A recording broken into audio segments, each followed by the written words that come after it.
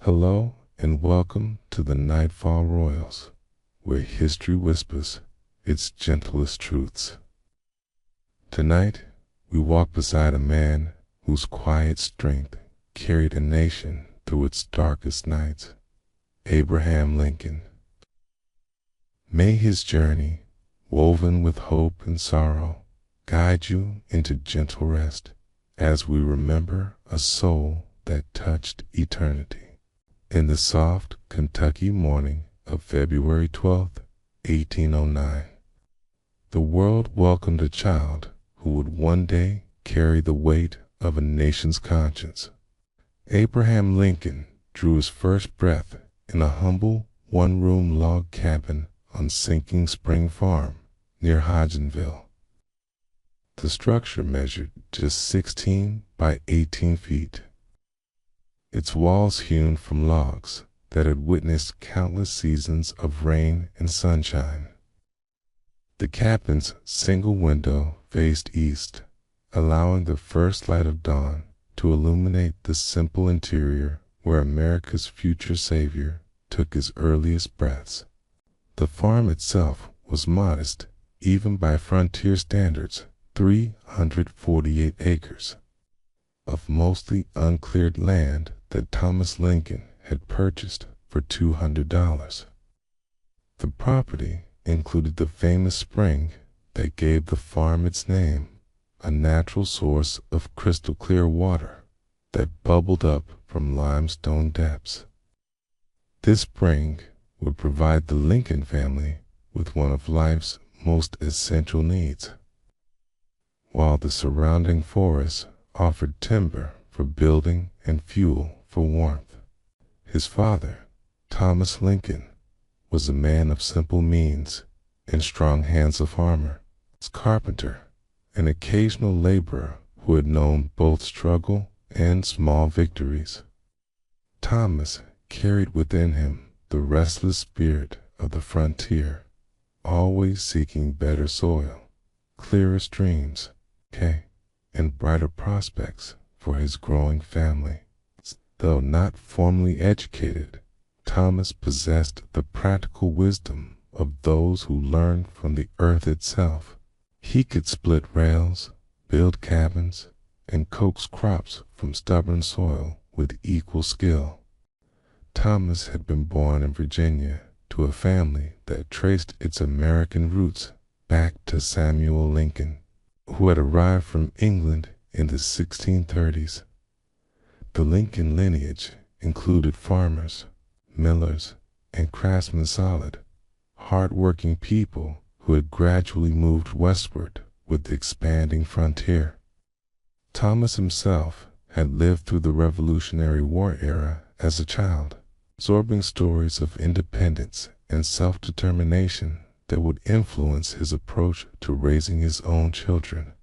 The marriage of Thomas Lincoln and Nancy Hanks in 1806 united two families with different backgrounds but similar values. Nancy came from a more mysterious lineage. Her parentage was uncertain, and she may have been born out of wedlock, a circumstance that carried significant social stigma in early 19th century Kentucky. Yet those who knew Nancy spoke consistently of her intelligence, kindness, and spiritual depth. Nancy Hanks Lincoln, Abraham's mother, remains somewhat veiled in history's gentle mist. But what we know speaks of a woman of quiet intelligence and deep spiritual feeling. She could read, which was uncommon for women of her station, and she shared with young Abraham not just stories from the Bible, but a love of words themselves. Her voice, soft and melodious, would echo in Abraham's memory long after she was gone. She possessed a natural gift for storytelling, weaving tales that combined biblical narratives with frontier folklore and moral instruction. Nancy's physical appearance, as described by those who knew her, suggests where Abraham inherited some of his distinctive features. She was tall for a woman of her era, with dark hair and the same deep-set eyes that would become so characteristic of her son. Her complexion was olive-toned. She moved with a natural grace that seemed at odds with the rough circumstances of frontier life. The Lincoln cabin stood surrounded by the wild beauty of Kentucky rolling hills, clothed in oak and maple. Clear springs, bubbling from limestone, and meadows where wildflowers painted the seasons in ever-changing hues. The Knob Creek area, where the family soon moved, offered slightly better farmland, still challenging terrain that required constant effort to maintain. This landscape would forever live in Abraham's heart, informing his understanding of America as a place where humble beginnings need not define humble endings. The cabin's interior was sparsely furnished, but kept scrupulously clean by Nancy's careful attention. A rough wooden table served for meals and whatever reading or writing the family attempted. Simple stools provided seating, while the family's few possessions, clothing, tools, and precious books were stored in wooden chests that Thomas had crafted with his own hands. The fireplace dominated one wall, providing heat, light, and cooking facilities for the growing family. Young Abraham shared this rustic paradise with his older sister Sarah, born 2 years before him in 1807. Sarah, with her gentle manner and protective nature, became not just his sibling, but his first teacher in the ways of kindness. The children played beneath towering trees that had stood since before the first European settlers arrived, their laughter mingling with birdsong in the Kentucky wilderness. Sarah showed Abraham how to identify different birds by their songs, which plants were safe to eat, and how to move quietly through the forest without disturbing its creatures. The bond between Abraham and Sarah was exceptionally strong, forged by shared experiences of frontier childhood and mutual dependence in a world where adult attention was often focused on survival necessities. Sarah taught Abraham his first letters, scratching them in the dirt with sticks or charcoal on flat pieces of wood. She helped him memorize Bible verses and folk songs, and she served as his audience for the stories and jokes that even as a young child he loved to tell. The Lincoln family's daily rhythm followed the ancient patterns of farm life, but with variations unique to their circumstances and personalities. Dawn brought the lowing of cattle and the rustle of chickens seeking their morning grain. Thomas would rise before sunrise to tend the animals and check his crops, while Nancy prepared simple but nourishing meals over the cabin's stone fireplace. The smell of cornbread and bacon would fill the small space, mixing with wood smoke and the fresh scent of morning air coming through the open door.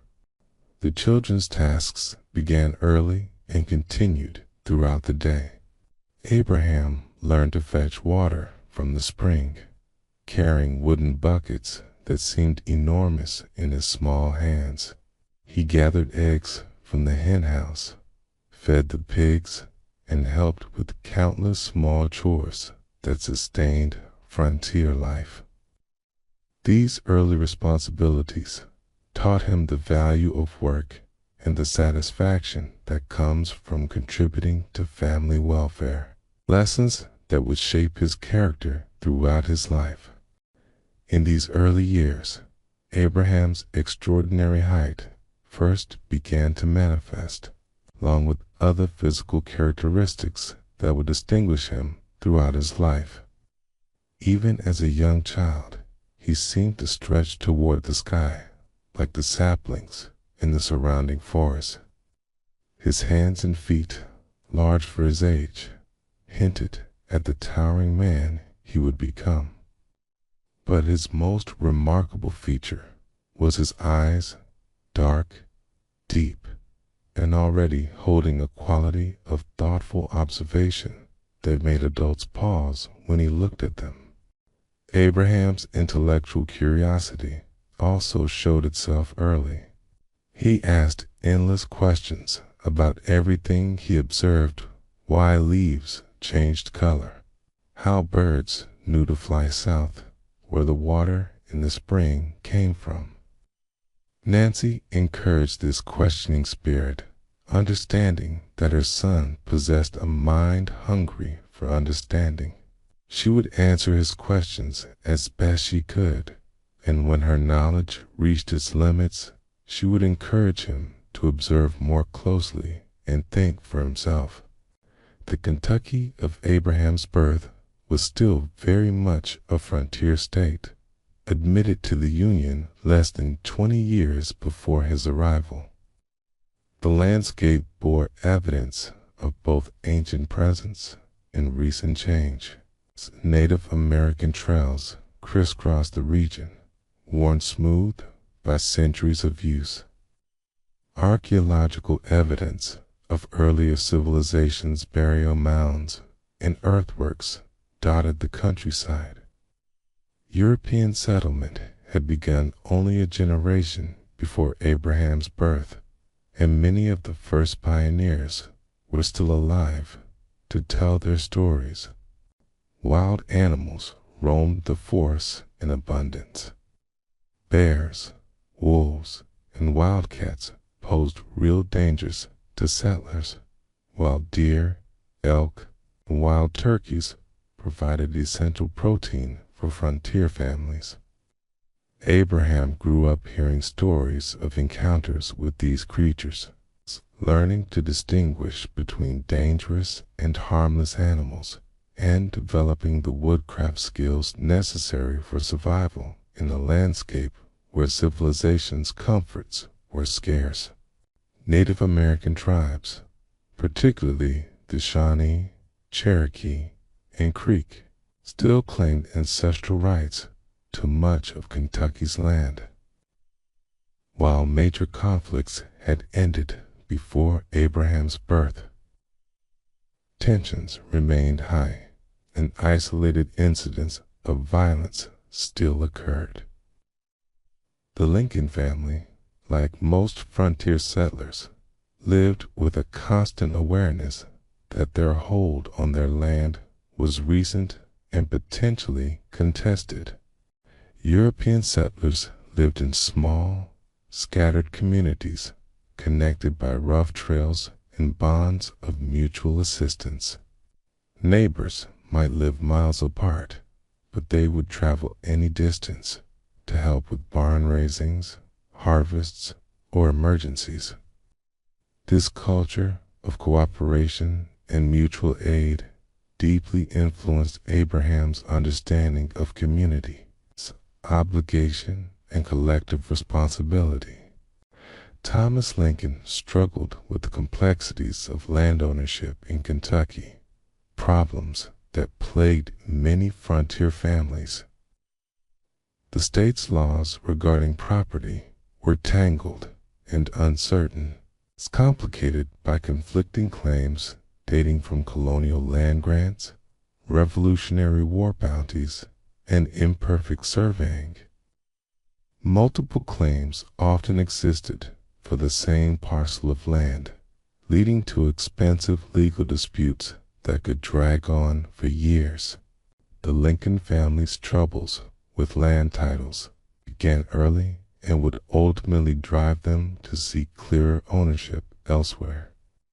Thomas had purchased a sinking spring farm with what he believed was clear title, only to discover that other parties claimed prior rights to the same land. Similar problems affected his subsequent farm at Knob Creek. creating a constant atmosphere of legal uncertainty that influenced the family's decision to leave Kentucky. This experience with legal confusion and its consequences planted early seeds of Abraham's later interest in law and justice. Even as a child, he observed how unclear laws and imperfect institutions could create suffering for honest people. The arbitrary nature of legal disputes and their potential for destroying families made lasting impressions on his developing sense of fairness and justice. Nancy Lincoln's influence on her son extended far beyond the practical lessons of frontier survival.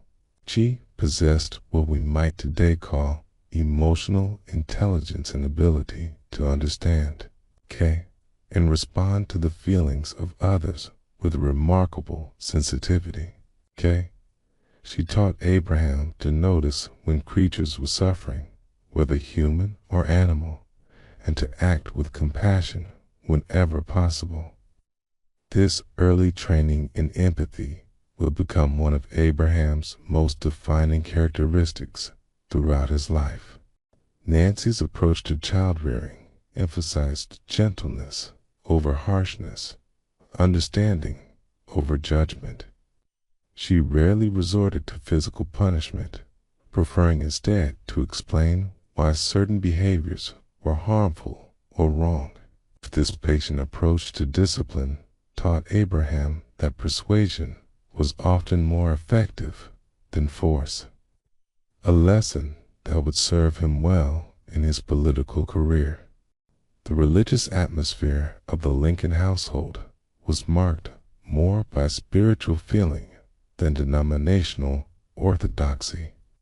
Nancy read regularly from the Bible, particularly the Psalms and the stories of the Old Testament that resonated with frontier experiences of hardship and deliverance.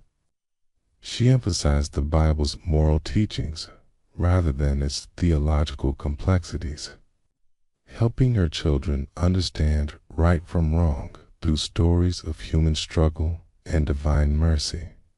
The seasons turned slowly in Kentucky, each bringing its own beauty and challenges that shaped the rhythm of frontier life.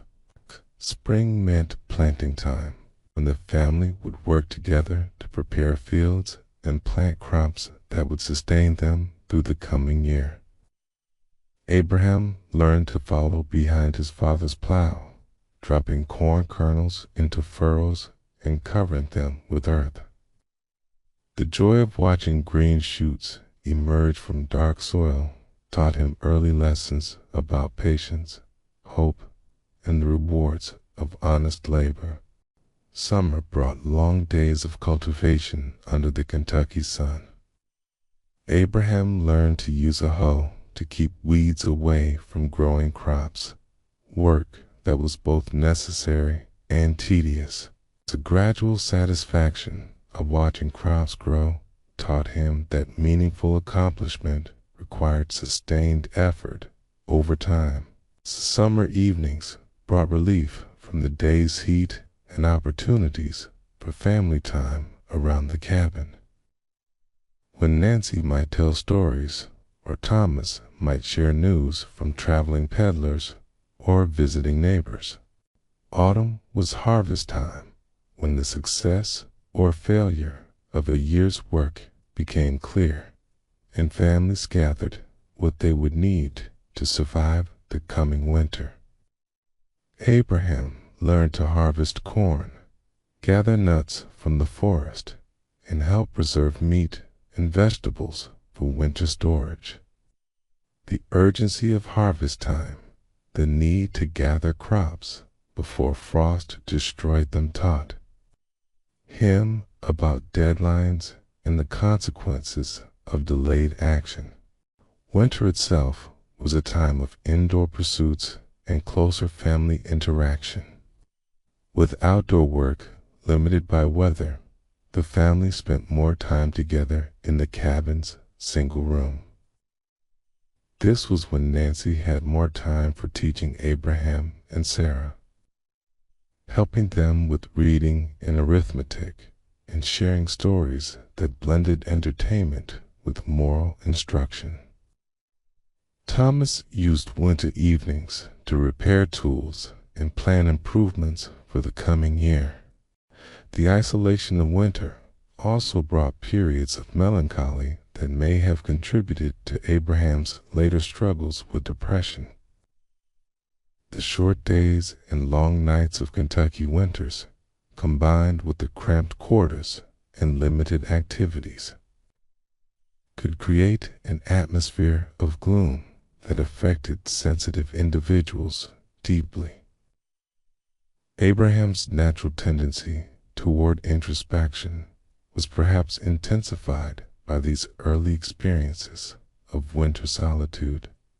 As young Abraham grew from infant to toddler to small boy, the rhythms of this life shaped his understanding of time, work, human connection in ways that would influence him throughout his life.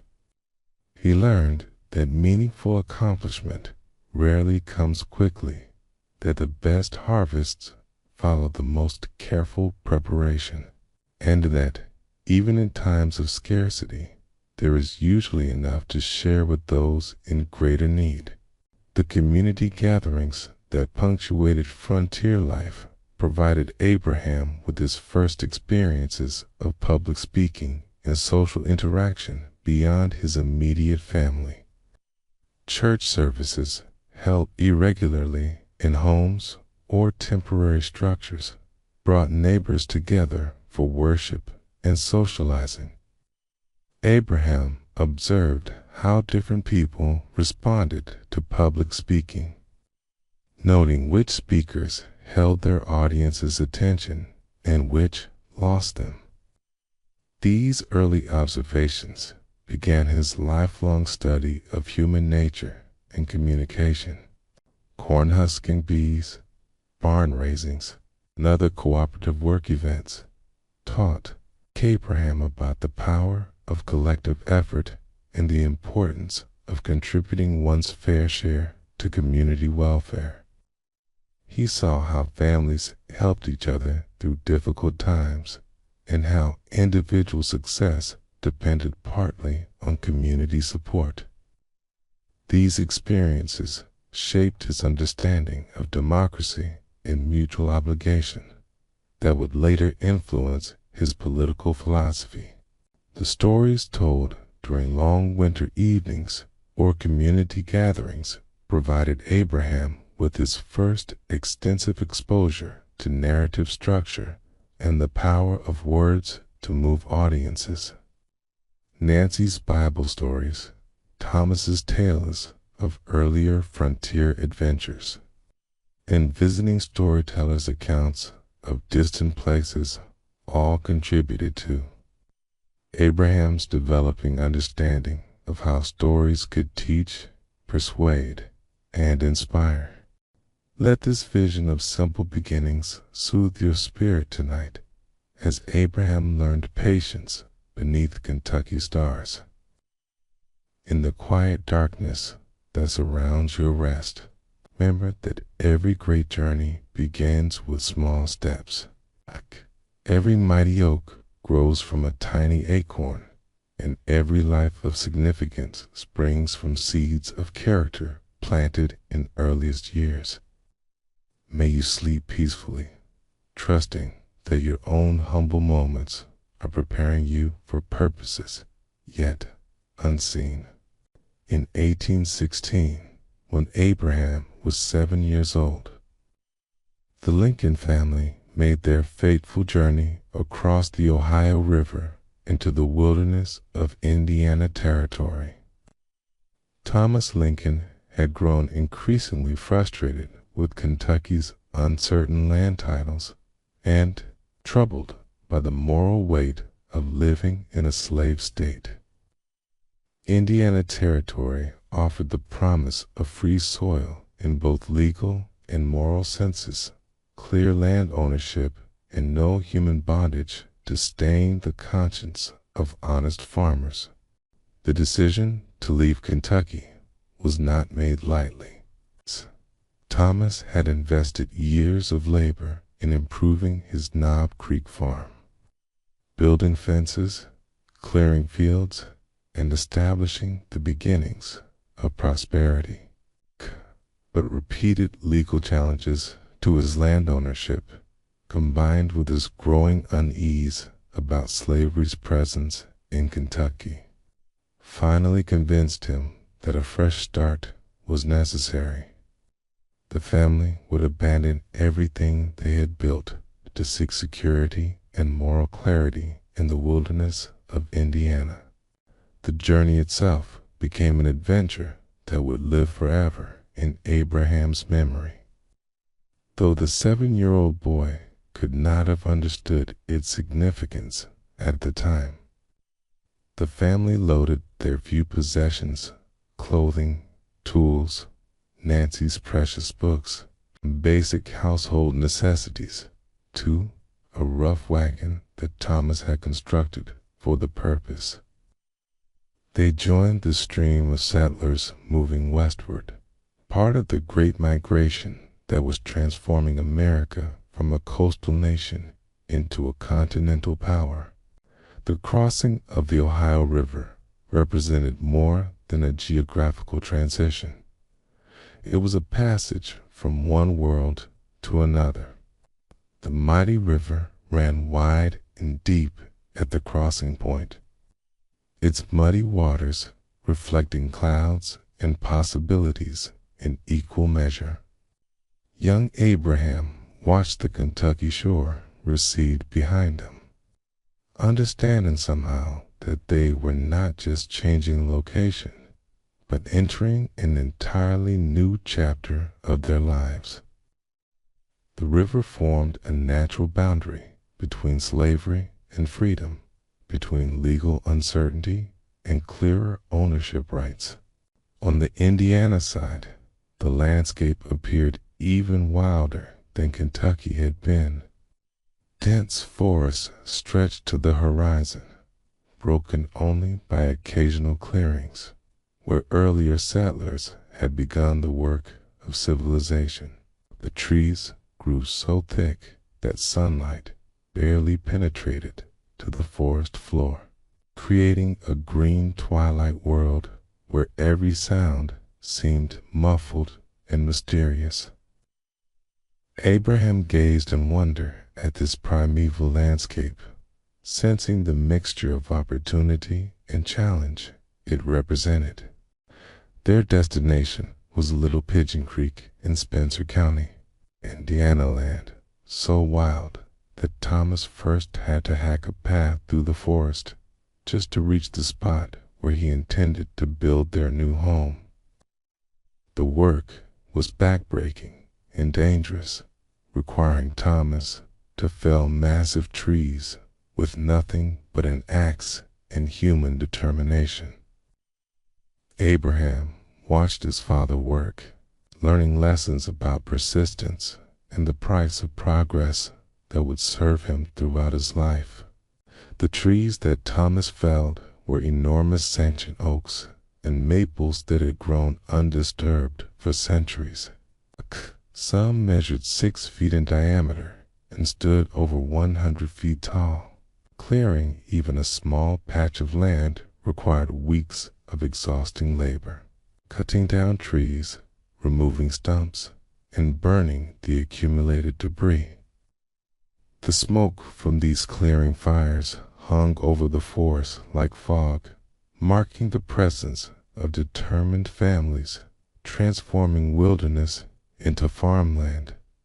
That first winter in Indiana tested the Lincoln family's strength and unity as never before. They lived in a 3-sided shelter called a half-faced camp, essentially a linta with only a fire to keep the bitter wind at bay. The structure was built against a hillside with walls of logs on 3 sides and the 4th side completely open to the elements. A large fire burned constantly at the open end, providing heat and light, but requiring constant attention to maintain. The winter of 1816 to 1817 was particularly harsh, with temperatures dropping far below normal and snow falling earlier and deeper than usual. Thomas worked tirelessly to complete a proper cabin before the worst weather arrived, racing against time and the elements. Abraham, though still small, helped by gathering kindling, keeping the fire burning, and assisting with smaller tasks. These experiences taught him both responsibility and the profound satisfaction that comes from contributing to his family's survival. The new cabin, when finally completed in early 1817, represented a significant improvement over their temporary shelter, though it remained modest by any standard. Built of logs hewn from the surrounding forest, it measured 16 by 20 feet, lightly larger than their Kentucky home. The cabin had one room that served all family functions: sleeping, cooking, eating, working, and socializing. A single window, covered with grease paper instead of expensive glass, provided light during the day. The cabin's construction demonstrated Thomas Lincoln's considerable skills as a craftsman. The logs were carefully fitted together with minimal chinking needed to fill gaps, creating walls that would withstand Indiana's harsh winters. The roof was made of split logs called puncheons, covered with layers of bark and clay to shed rain and snow. A stone fireplace and chimney provided heat and cooking facilities, while a hard-packed dirt floor was kept swept clean as any fine parlor.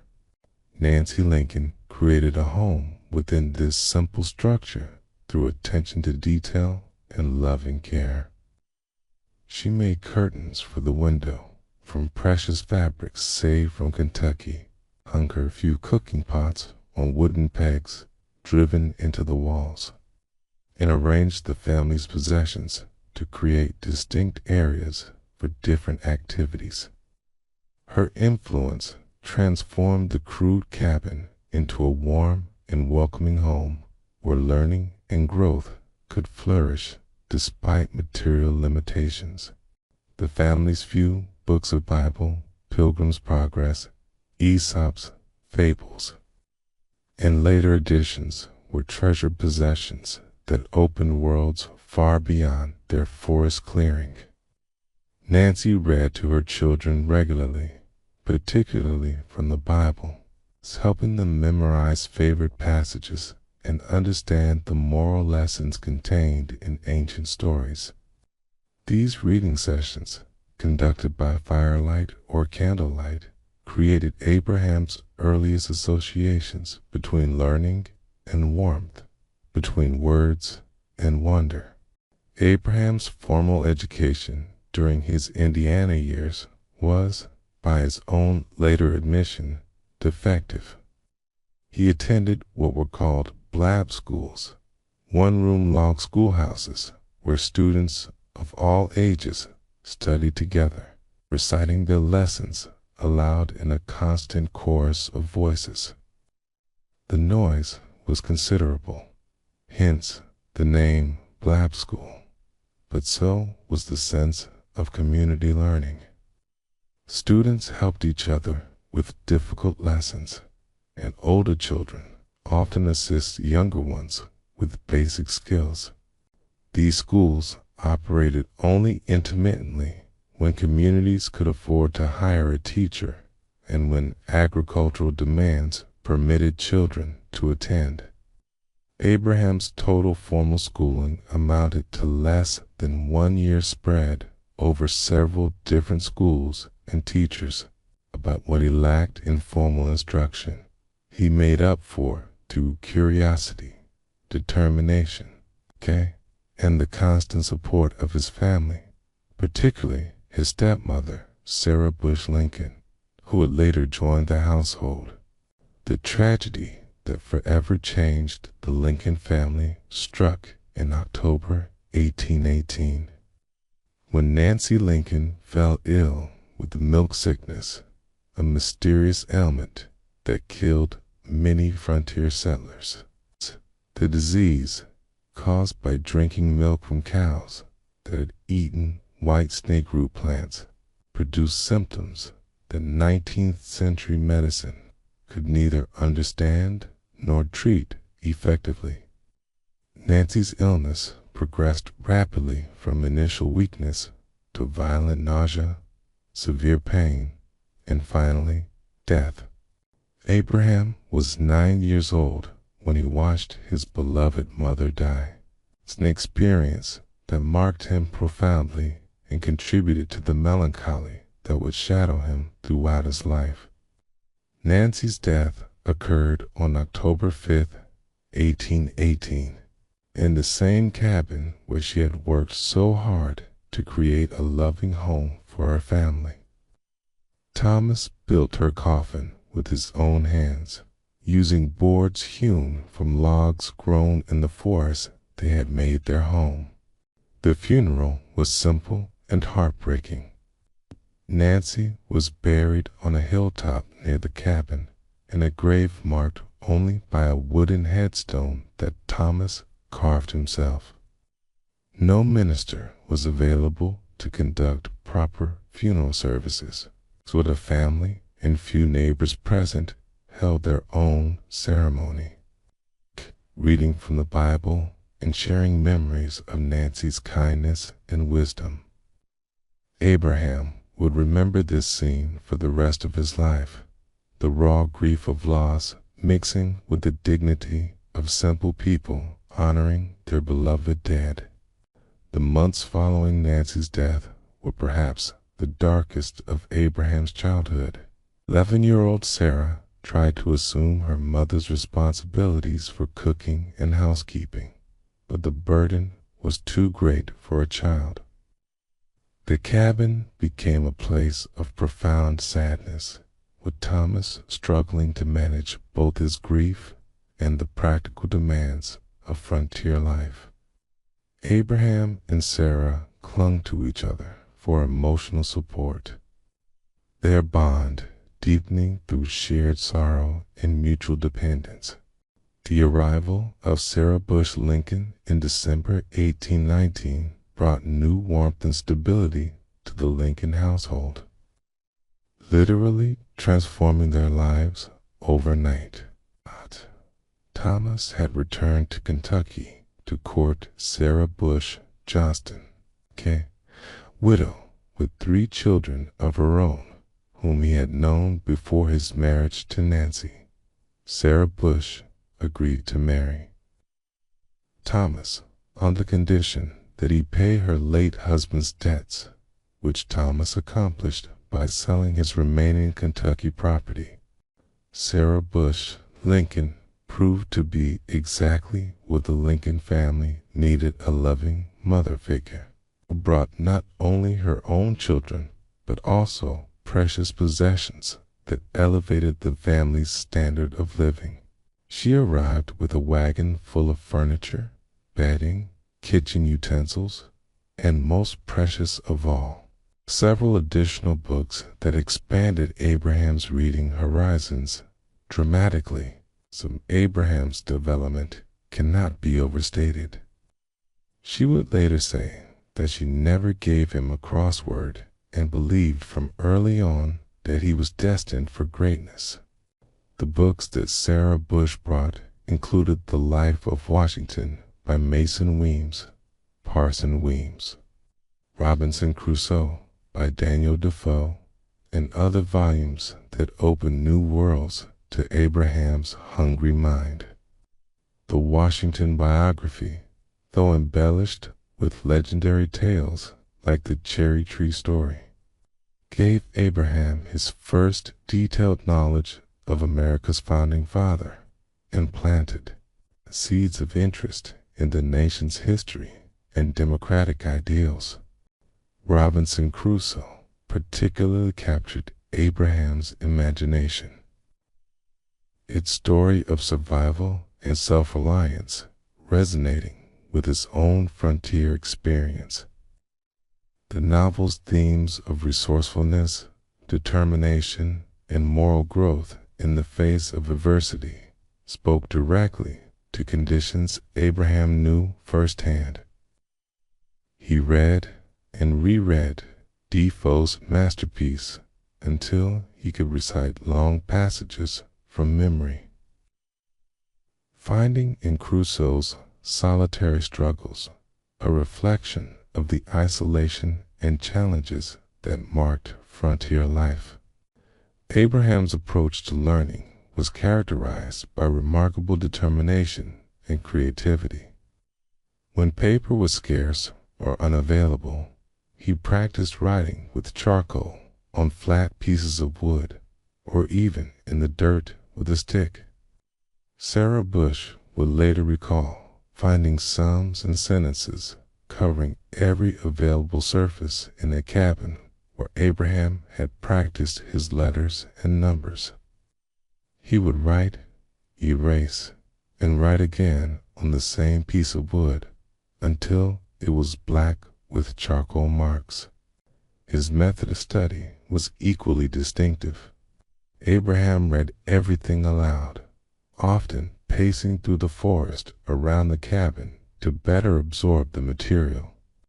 Neighbors became accustomed to encountering him walking the woods with a book in his hand, muttering passages to himself as he tried to understand and memorize their contents.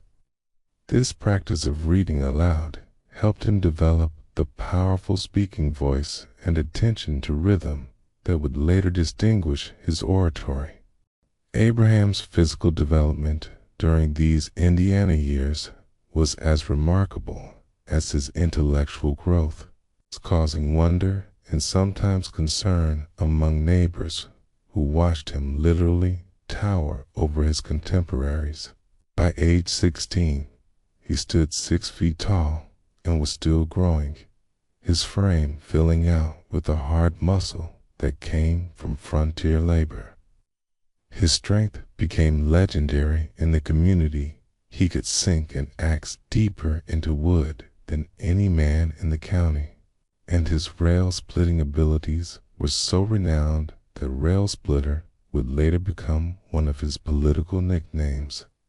Yet this physical prowess was balanced by an unusual gentleness and reluctance to hunt or harm animals unnecessarily. While other frontier boys eagerly participated in hunting expeditions that provided essential protein for their families, Abraham showed little enthusiasm for killing wildlife. He would later write in his brief autobiography that he never killed any game larger than a turkey. And that turkey only as a boy, when pride and marksmanship overcame his natural sympathy for living creatures. This gentle nature extended to his relationships with people as well as animals. Neighbors noted that Abraham never engaged in the rough, practical jokes common among frontier youth, never participated in fights or bullying, and consistently showed kindness to those smaller or weaker than himself. His natural empathy, perhaps strengthened by his early experience of loss and hardship, made him unusually sensitive to others' pain and quick to offer assistance when he could. The young man's character was forming through daily choices and quiet observations that would shape his adult personality and leadership style. He showed early signs of the patience and thoughtfulness that would later characterize his presidency. Preferring to observe and understand rather than react quickly to challenging situations. Neighbors recalled how he would interrupt his work to help a younger child with a difficult task, or how he once walked several miles to return a few cents in change he had accidentally overcharged a customer. Abraham's gift for storytelling also emerged during these Indiana years, becoming one of his most distinctive and beloved characteristics. He had an exceptional memory for jokes, anecdotes, and humorous tales, and he discovered that he could hold audiences spellbound with his performances. His stories served multiple purposes. They entertained listeners, illustrated moral points, and often diffused tensions in social situations. This ability to communicate complex ideas through simple, memorable stories would serve him throughout his political career. The stories Abraham told drew from many sources: books he had read, tales told by traveling peddlers or visiting neighbors, and his own observations of human nature and frontier life. He had an remarkable ability to remember details and dialogue, often improving stories with each telling while maintaining their essential truth and moral impact.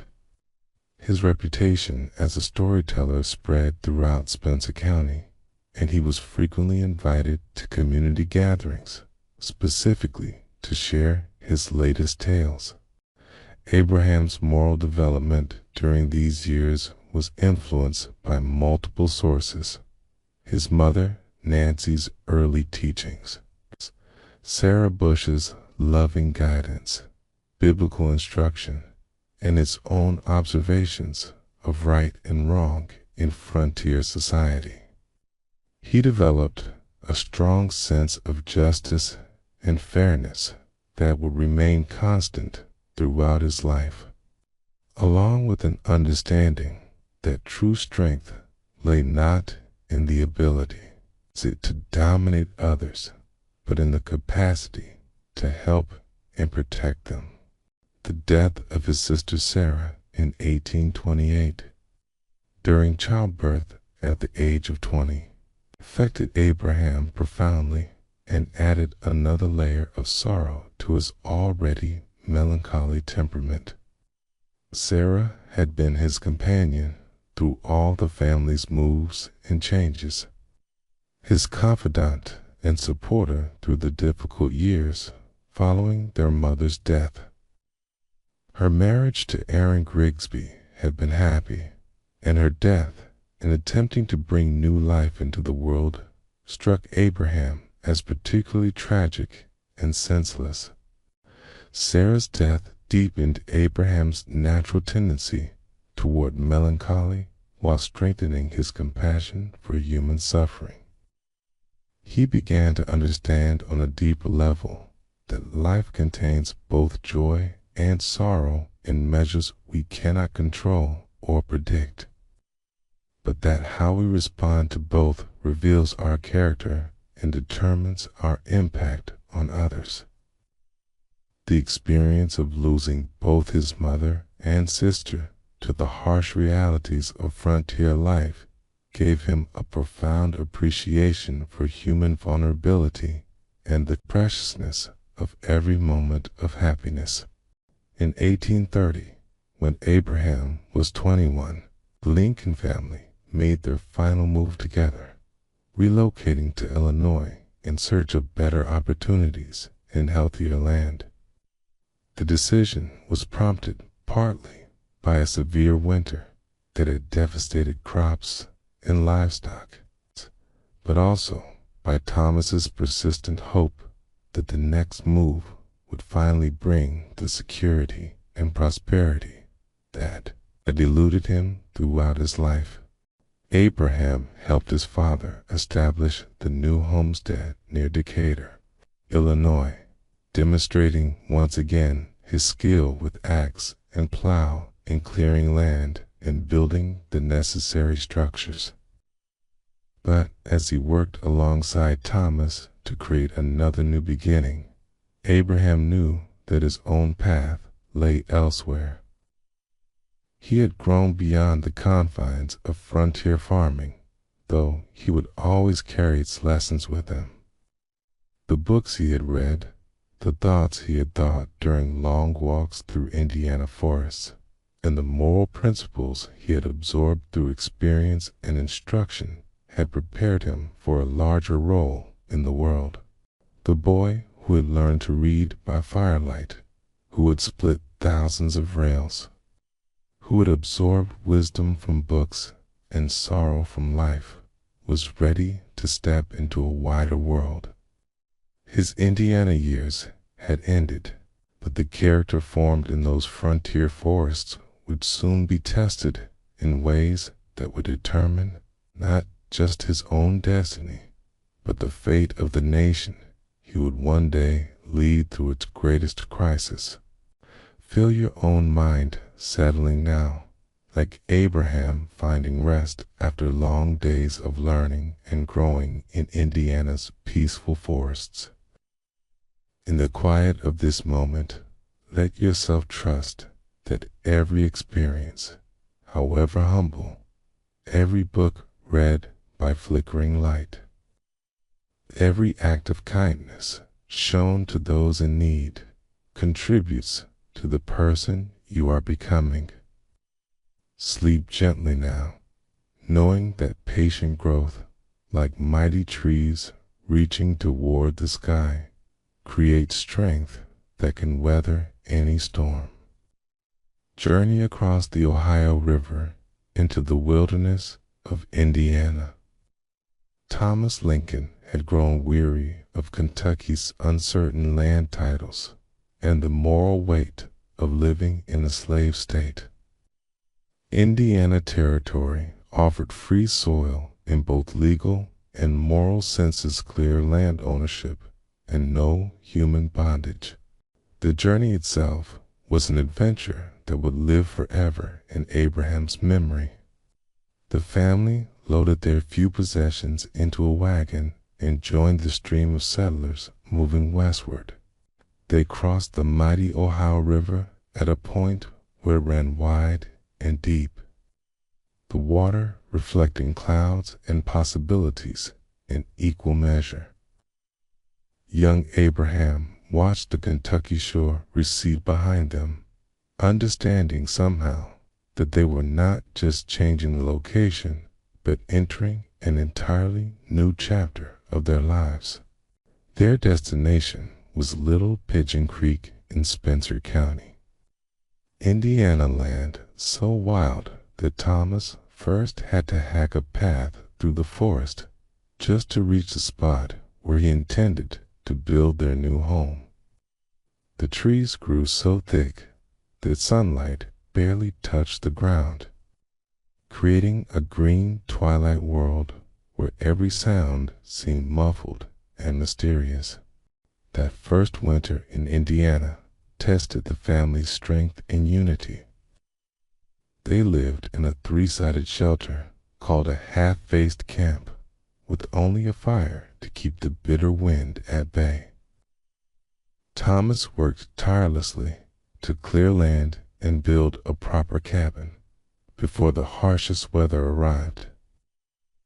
Abraham, though still small, helped by gathering kindling and keeping the fire burning. Tasks that taught him both responsibility and the profound satisfaction of contributing to his family's survival. The new cabin, when completed, was somewhat larger than their Kentucky home, but still modest by any standard. It had one room, one window covered with greased paper instead of glass, and a dirt floor that Nancy kept swept clean as any fine parlor. The family's few books of Bible, Pilgrim's Progress, and Aesop's fables were treasured possessions that opened worlds far beyond their forced clearing. Abraham's formal education was, by his own later admission, defective. He attended what were called blab schools, one-room log schoolhouses where students of all ages studied together, reciting their lessons aloud. The noise was considerable, but so was the sense of community learning. Abraham attended such schools for less than a year total, walking miles through forest paths to reach them. But what Abraham lacked in formal schooling, he made up for in curiosity and self-direction. He read everything available to him, often by firelight or the glow of pine knots. When paper was scarce, he practiced writing with charcoal on flat pieces of wood, or even in the dirt with a stick. His stepmother, Sarah Bush Lincoln, would later recall finding sums and sentences covering every surface in the cabin where Abraham had practiced his letters and numbers. The arrival of Sarah Bush Lincoln in 1819 brought new warmth and stability to the Lincoln household. Thomas had remarried after Nancy's tragic death from milk sickness. The previous era devastating loss that had left 9-year-old Abraham and 11-year-old Sarah orphaned in spirit, if not in fact. Sarah Bush was a widow with 3 children of her own, and she brought not only maternal love, but also several precious books that expanded Abraham's reading horizons. Among these books was The Life of Washington by Mason Weems, better known as Parson Weems. This biography, though embellished with legend, gave Abraham his first detailed knowledge of America's founding father and planted seeds of interest in the nation's history and ideals.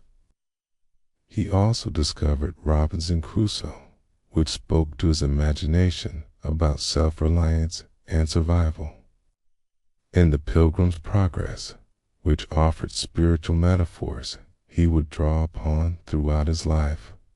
Abraham's physical development during these years was as remarkable as his intellectual growth. By age 16, he stood 6 feet tall and was still growing. His strength became legendary in the community. He could sink an axe deeper into wood than any man in the county, and his rail-splitting abilities were so renowned that Rail Splitter would later become one of his political nicknames.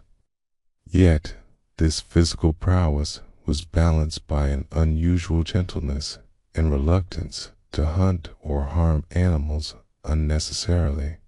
The young man's character was forming through daily choices and quiet observations.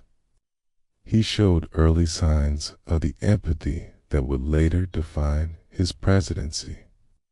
Neighbors recalled how he would interrupt his work to help a younger child with a task, or how he once walked miles to return a few cents in change he had accidentally overcharged a customer at the store where he worked. Abraham's gift for storytelling also emerged during these Indiana years.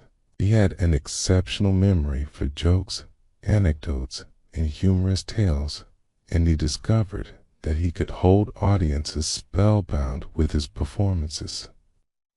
This ability to communicate complex ideas through simple stories would serve him throughout his political career.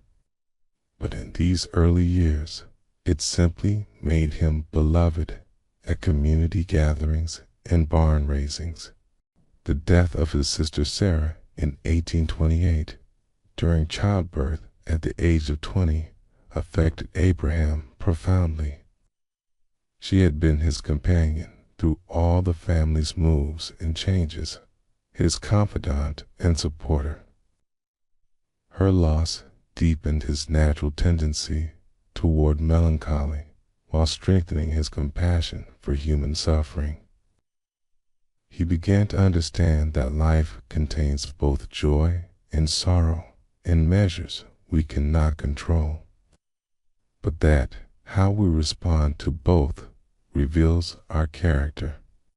In 1830, when Abraham was 21, the Lincoln family made their final move together, relocating to Illinois.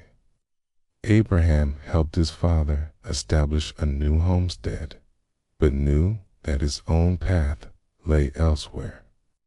He had grown beyond the confines of frontier farming, though he would always carry its lessons with him. The boy who had learned to read by firelight was ready to step into a larger world, armed with the virtues of honesty, hard work, and compassion that frontier life had taught him. Feel your own mind settling now, like Abraham finding rest after long days of learning and growing. In the quiet of this moment, let yourself trust that every experience, however humble, contributes to the person you are becoming.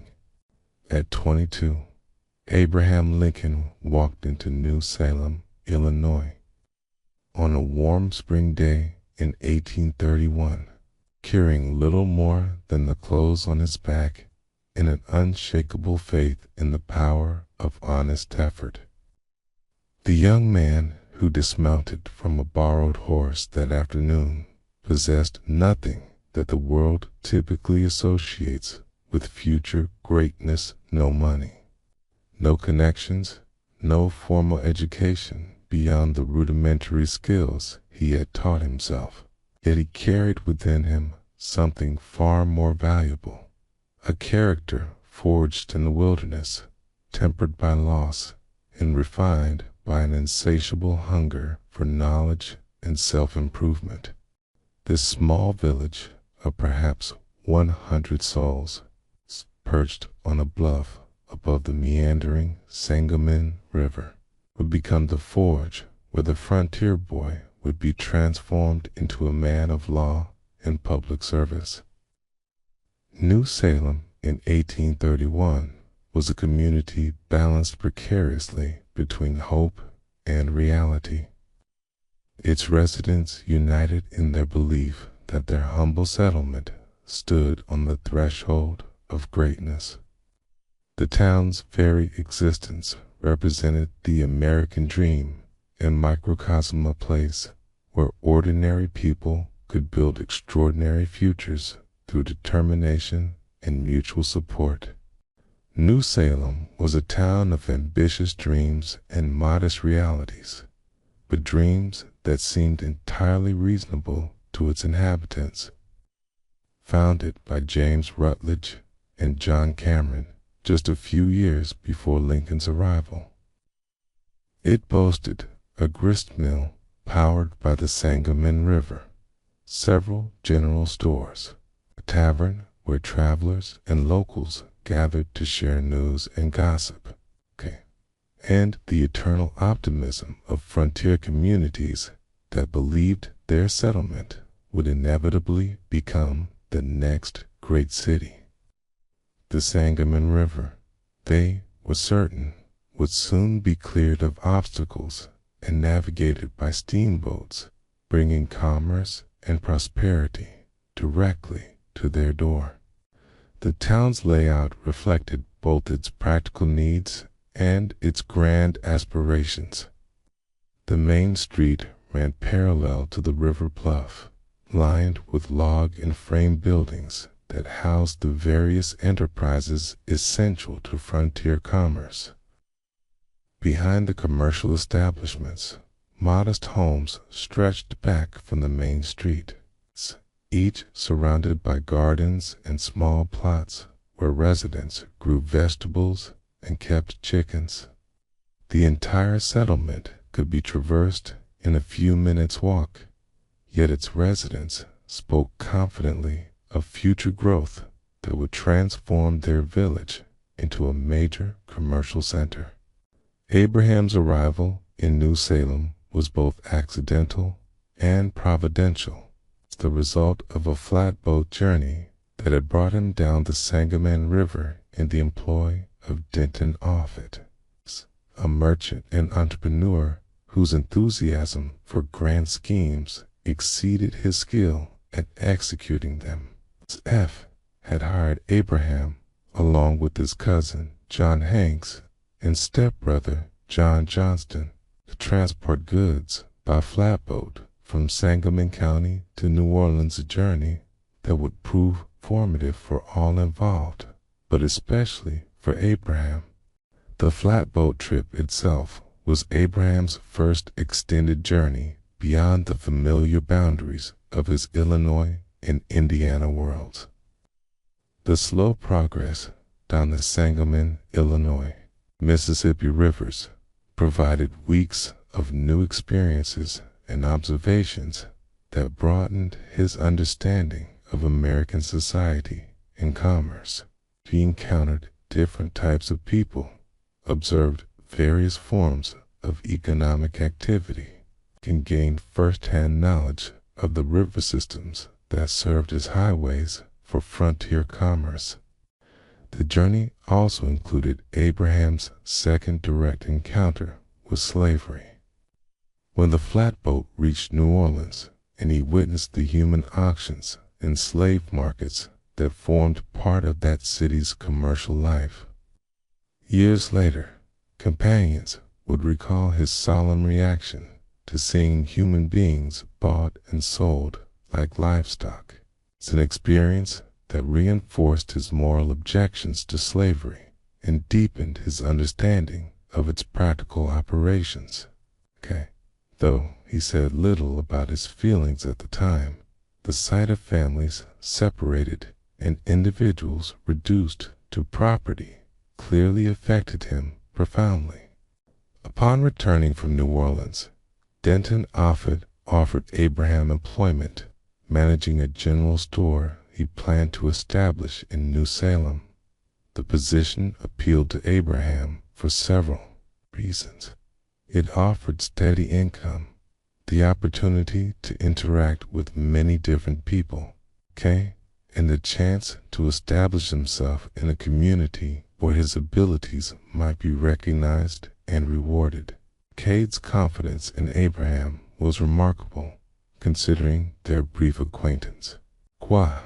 Perhaps the merchant recognized qualities in the young man that others had not yet noticed. Abraham's first employment in New Salem was with this optimistic entrepreneur. His grand plans often exceeded his practical abilities.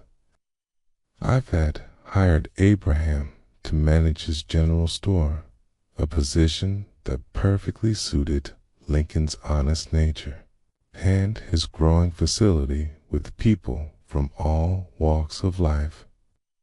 Behind the store's rough wooden counter, measuring out flour and salt, discussing weather and politics with customers, Abraham began to understand the rhythms and concerns of settled community life in ways that his frontier upbringing had not prepared him for.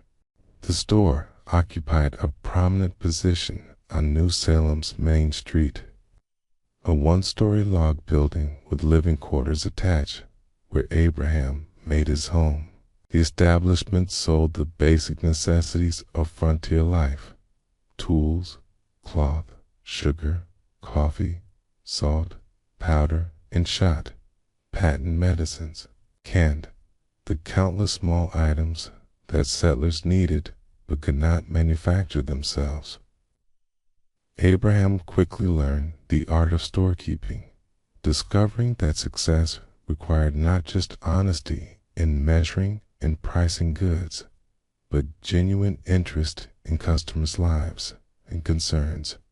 The general store naturally became an informal community center where men would congregate in the evenings to discuss politics, tell stories, and debate the great issues of the day. Abraham's remarkable height, he now stood 6 feet 4 inches tall, made him impossible to ignore in any gathering. But it was his gentle humor and seemingly unlimited memory for anecdotes that made him genuinely beloved by New Salem residents. He possessed the rare gift of being able to lighten even the most tense discussion with a perfectly timed story, yet he never used his wit to wound or diminish others. This ability to disagree without being disagreeable, to hold strong convictions while respecting those who held different views, would become one of Abraham's greatest political strengths throughout his career. Customers and neighbors learned that they could argue with Lincoln about any subject without fear of personal attack or lasting resentment. He seemed genuinely interested in understanding why people believed as they did, even when he disagreed with their conclusions. This intellectual humility, combined with his gift for explaining his own positions clearly and persuasively, made him a natural leader in community discussions. Abraham's physical strength, already legendary from his Indiana years, continued to grow during his New Salem period. Stories of his prowess spread throughout Sangamon County. How he could lift a barrel of whiskey and hold it while drinking from the bunghole. How he could split rails faster and straighter than any man in the region. How he had once lifted a chicken house and moved it to a new location single-handedly. Yet this remarkable physical power was always balanced by equally remarkable gentleness in his treatment of those weaker than himself. The intellectual atmosphere of New Salem provided Abraham with opportunities for growth that had been unavailable during his frontier childhood. The town's residents included several well-educated individuals who recognized Abraham's potential and encouraged his development. James Rutledge, the town's founder, possessed a substantial library for a frontier settlement and readily shared his books with the eager young man. Dr. John Allen, a local physician, provided Abraham with access to medical and scientific texts that expanded his understanding of human nature and natural philosophy, most significantly for Abraham's development. New Salem was home to the Rutledge Tavern, served as both lodging for travelers and informal university for local residents. Here, Abraham encountered ideas and perspectives that challenged his provincial understanding and pushed him toward more sophisticated thinking about politics, religion, and human nature. The conversations that took place around the tavern's fireplace during long winter evenings provided Abraham with an education in debate and rhetoric that no formal school could have equaled during these formative New Salem years. Abraham encountered his first profound romantic attachment, a relationship that would influence his understanding of love, loss, and human vulnerability for the remainder of his life. Anne Rutledge, daughter of the town's founder, was a young woman of exceptional intelligence and gentle beauty who seemed to recognize in Abraham qualities that perhaps he had not yet fully recognized in himself. Their relationship, conducted within the strict bounds of 19th century courtship, was marked by long walks along the Sangamon River, shared books and ideas, and quiet conversations about dreams and aspirations that extended far beyond New Salem's boundaries. Anne Rutledge was everything that Abraham was not: socially accomplished, formally educated, and comfortable in the refined society that her father's position as town founder had provided her. Yet she saw in the awkward young storekeeper something that others missed: a combination of intellectual curiosity, moral integrity, and natural leadership ability that suggested a destiny far grander than frontier commerce. Her confidence in Abraham's potential gave him confidence in himself, while her gentle refinement inspired him to improve his manners and broaden his cultural knowledge. Their courtship followed the careful patterns prescribed by 19th century social convention. But within those constraints, a genuine partnership developed. They read together, discussed the political and social questions of the day, and shared dreams of lives that would extend beyond New Salem's limits. Anne's influence on Abraham during this period was profound. She encouraged his political ambitions, refined his social skills, and provided him with the emotional support that enabled him to envision a future far different from his humble beginnings. Anne's sudden death in August 1835, most likely from typhoid fever, devastated Abraham in ways that concerned his friends and marked him permanently.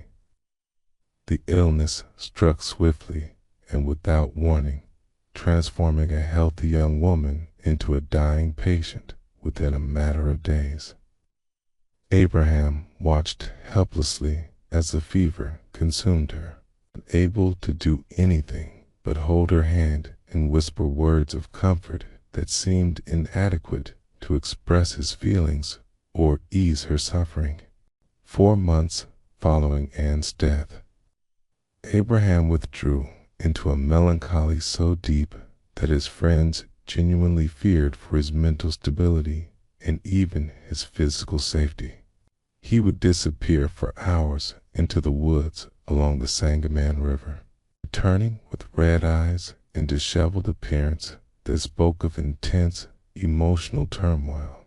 His normally cheerful disposition gave way to periods of silent brooding, while his famous storytelling abilities abandoned him entirely.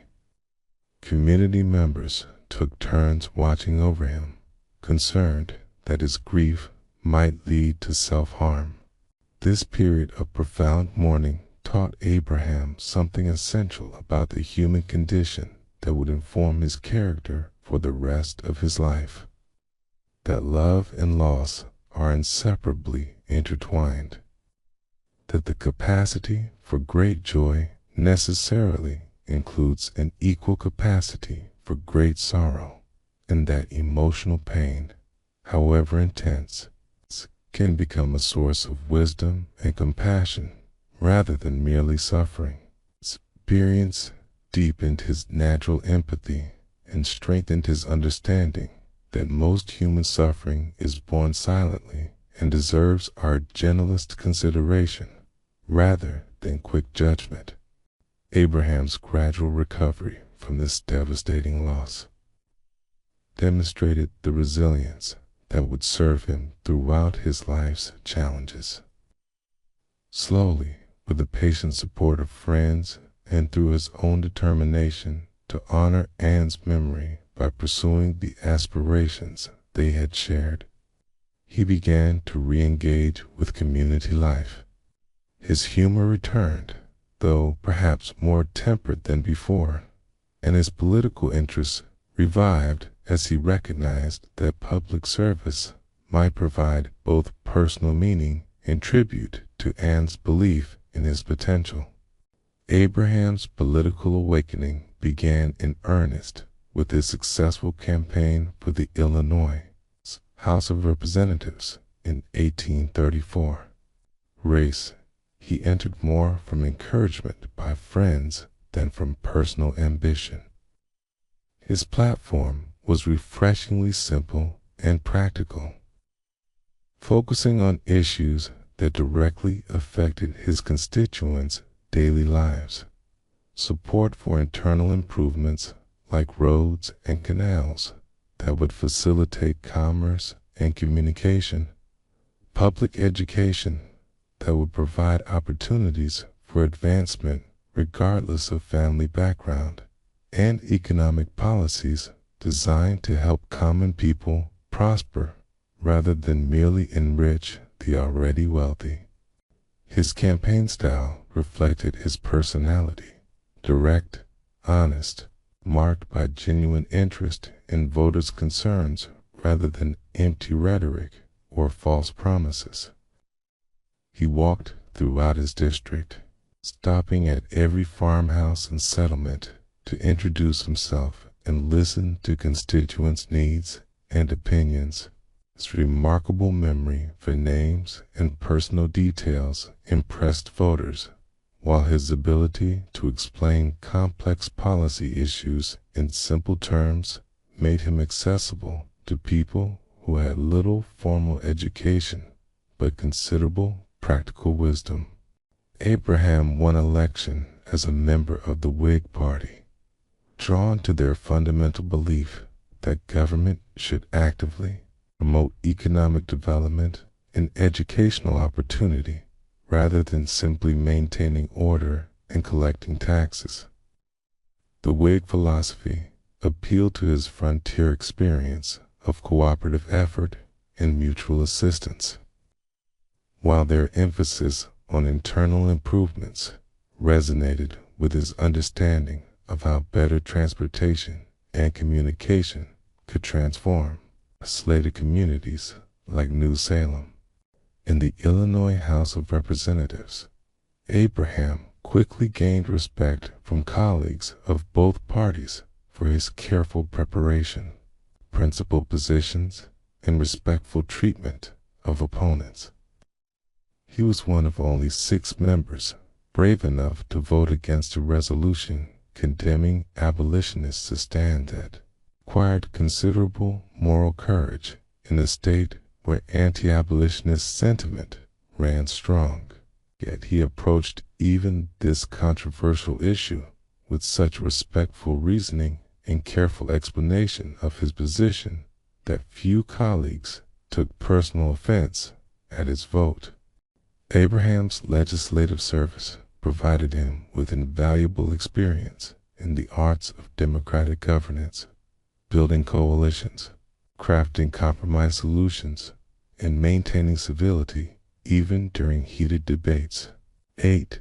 He learned that effective legislation required not just good intentions, but careful attention to practical details and political feasibility. His ability to work with Democrats as well as Whigs earned him a reputation for fairness and integrity that would serve him throughout his political career. During his legislative years, Abraham pursued legal studies with the same systematic determination that had characterized his earlier self-education efforts. Without access to a law school or formal legal instruction, he taught himself law by borrowing books from established attorneys and studying by candlelight after his legislative duties were completed. Blackstone's commentaries on the laws of England became his constant companion, along with other fundamental legal texts that he would read aloud to himself while pacing through the woods around Springfield to better absorb and understand the material. His legal education was supplemented by practical courtroom experience, where he observed established lawyers in action and gradually began accepting simple cases for himself.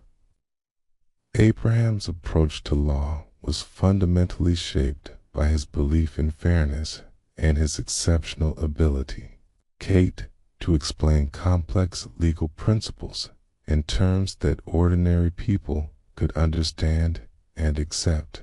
He had little patience for legal technicalities that served no moral purpose, preferring to argue cases based on common sense principles and basic concepts of right and wrong. In the quiet of evening, like Abraham finding peace after long days of service in New Salem, let your own heart settle into grateful rest. Trust that honest effort and gentle persistence, like seeds planted in good soil, will bear fruit in their proper season. Sleep softly now, knowing that every small act of service, every moment of learning, every gesture of kindness contributes to a legacy that extends far beyond our understanding. In the quiet of evening, like Abraham finding peace after long days of service, let your own heart settle. Trust that honest effort and gentle persistence, like seeds planted in good soil, will bear fruit in their proper season. The year 1847 marked a significant milestone in Abraham Lincoln's journey toward national prominence, when he took his seat in the United States House of Representatives.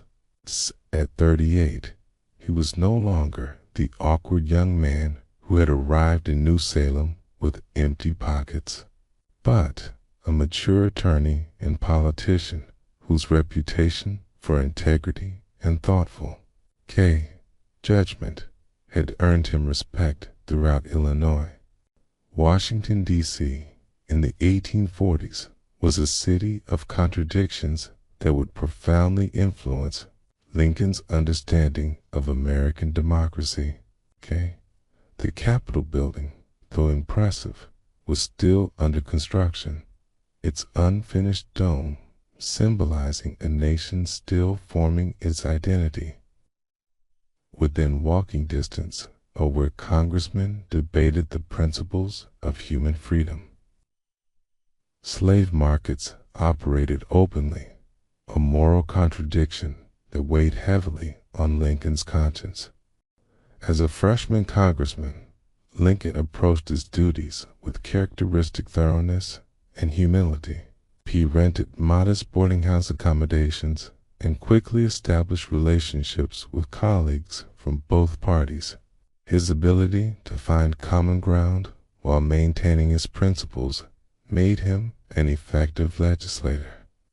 Though his Whig Party affiliation put him in the minority during most of his single term, Lincoln's most notable congressional action was his opposition to the Mexican-American War, which he viewed as an unjust conflict initiated by President James Polk for territorial expansion. His spot resolutions challenged Polk to identify the exact spot where American blood had allegedly been shed on American soil, the president's justification for the war. This principled stance was politically costly in Illinois, where the war was popular, but it demonstrated Lincoln's willingness to sacrifice political advantage for moral consistency. During his congressional term, Lincoln also proposed legislation to gradually abolish slavery in the District of Columbia, showing early signs of the careful, moderate approach he would later bring to the national slavery question. His proposal included compensation for slave owners and required approval by Washington. Residence conditions designed to make abolition more palatable to diverse constituencies while still advancing the cause of human freedom.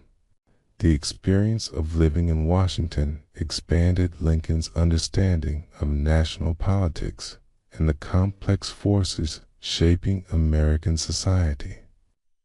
He observed how sectional differences over slavery were becoming increasingly irreconcilable, and he began to develop the careful reasoning that would guide his later presidency, rather than taking extreme positions that might feel emotionally satisfying. He sought practical solutions that could actually be implemented in the messy reality of democratic governance. After his congressional term ended in 1849, Lincoln returned to Springfield in his law practice with mixed feelings. Politics had awakened broader ambitions, but the demands of providing for his growing family Mary had given birth to their second son.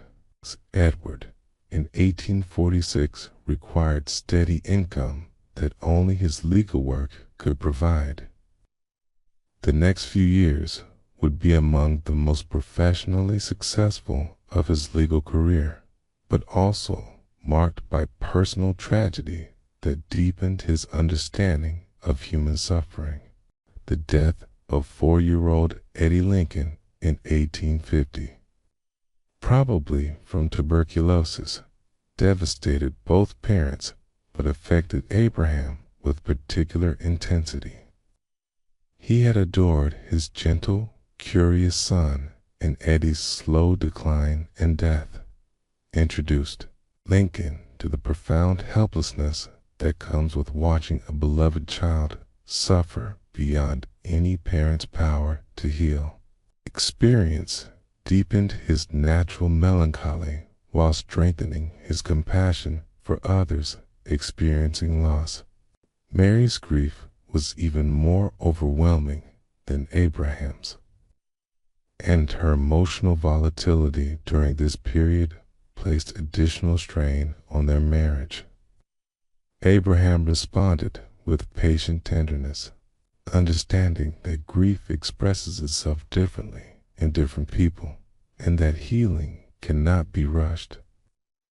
His gentle care for Mary during this difficult time revealed the depth of his capacity for love and his commitment to their partnership through all circumstances. The birth of William Wallace Lincoln, called Willie in 1850, followed by Thomas Tad Lincoln in 1853, brought renewed joy to the Lincoln household. Abraham proved to be an indulgent and playful father who delighted in his sons' company and rarely disciplined them harshly. Neighbors and visitors often commented on his patience with childish interruptions during business meetings, and his willingness to let his boys play freely in his law office. Lincoln's law practice during the 1850s reached new heights of success and reputation. He became known throughout Illinois as a lawyer who would take on difficult cases others avoided, particularly those involving railroads and other corporate interests. His ability to master complex technical details while never losing sight of fundamental fairness made him invaluable to clients facing sophisticated legal challenges. One of his most famous cases involved defending the Illinois Central Railroad against county tax assessments. Lincoln's successful argument saved the railroad thousands of dollars, but when the company initially refused to pay his substantial fee, he sued them and won, demonstrating that his legal skills could be directed against corporate interests as effectively as for them. This case established his reputation as a lawyer whose services were valuable enough to command premium fees. The political landscape of the 1850s was dominated by the slavery question, which the Missouri Compromise had attempted to settle, but which kept erupting in new forms. The Kansas-Nebraska Act of 1854, sponsored by Senator Stephen Douglas of Illinois, particularly outraged Lincoln because it repealed the Missouri's compromise and allowed slavery to expand into territories where it had previously been forbidden. Lincoln's response to the Kansas-Nebraska Act marked his return to active politics after a 5-year hiatus. In speeches throughout Illinois, he articulated a position that would define his political philosophy. Slavery was morally wrong and should not be allowed to expand, but the Constitution protected it where it already existed. This nuanced position allowed him to oppose slavery's expansion while avoiding the extreme abolitionist stance that many Americans found threatening. His famous debates with Stephen Douglas during the 1858 Senate campaign brought Lincoln national attention and established him as the Republican Party's most articulate spokesman on the slavery question.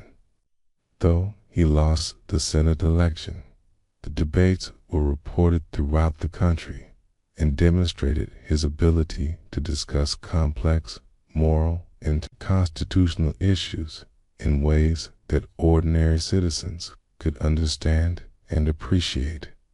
The debates revealed Lincoln's skill at finding memorable ways to express fundamental principles.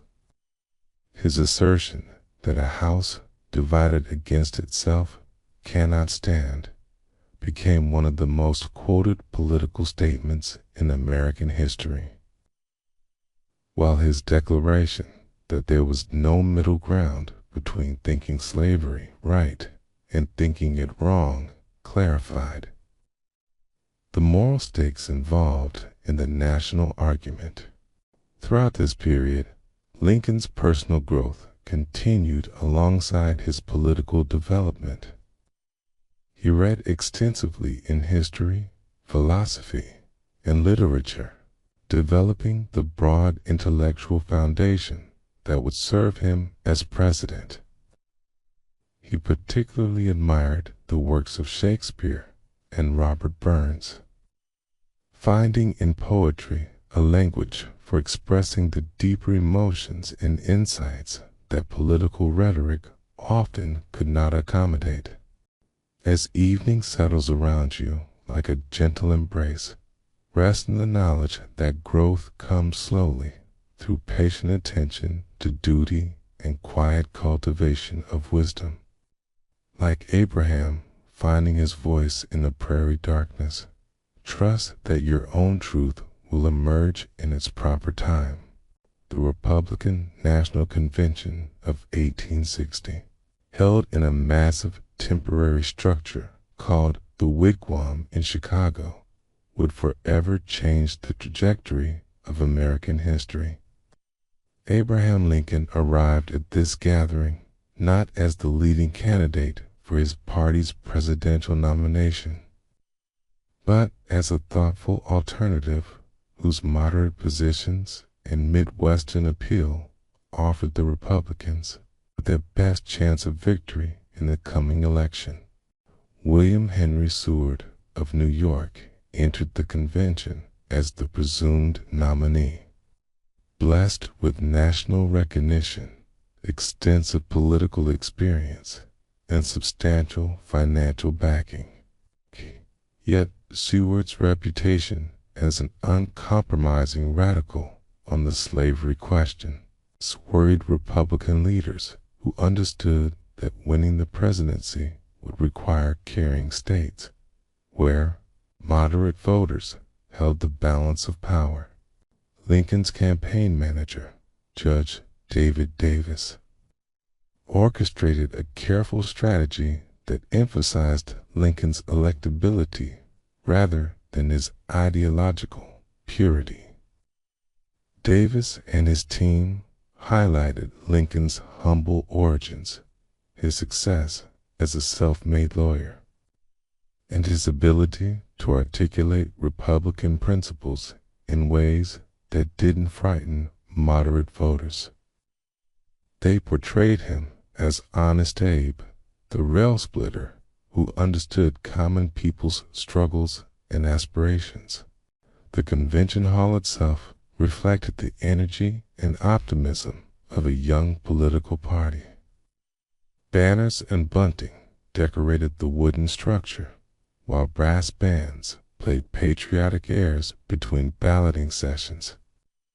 The atmosphere crackled with excitement as delegates from across the free states gathered to choose their standard-bearer for what everyone understood would be a crucial election. On the first ballot, Seward led with 173.5 votes to Lincoln's 102, but he fell short of the 233 needed for nomination. The second ballot showed Lincoln gaining ground, rising to 181 votes, while Seward reached only 184.5. The momentum had shifted toward the prairie lawyer. Experienced politicians could sense that the convention was moving in Lincoln's direction. The decisive moment came on the third ballot, when Pennsylvania's delegation, previously committed to their favorite son, Simon Cameron, switched to Lincoln in exchange for a promised cabinet position.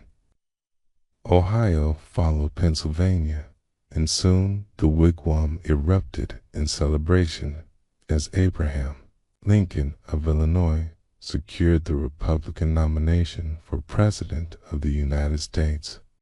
Lincoln received the news by telegraph in Springfield, where he had spent the convention days pacing nervously in the Illinois State Journal office. His first reaction was characteristic humility, mixed with profound awareness of the responsibilities ahead.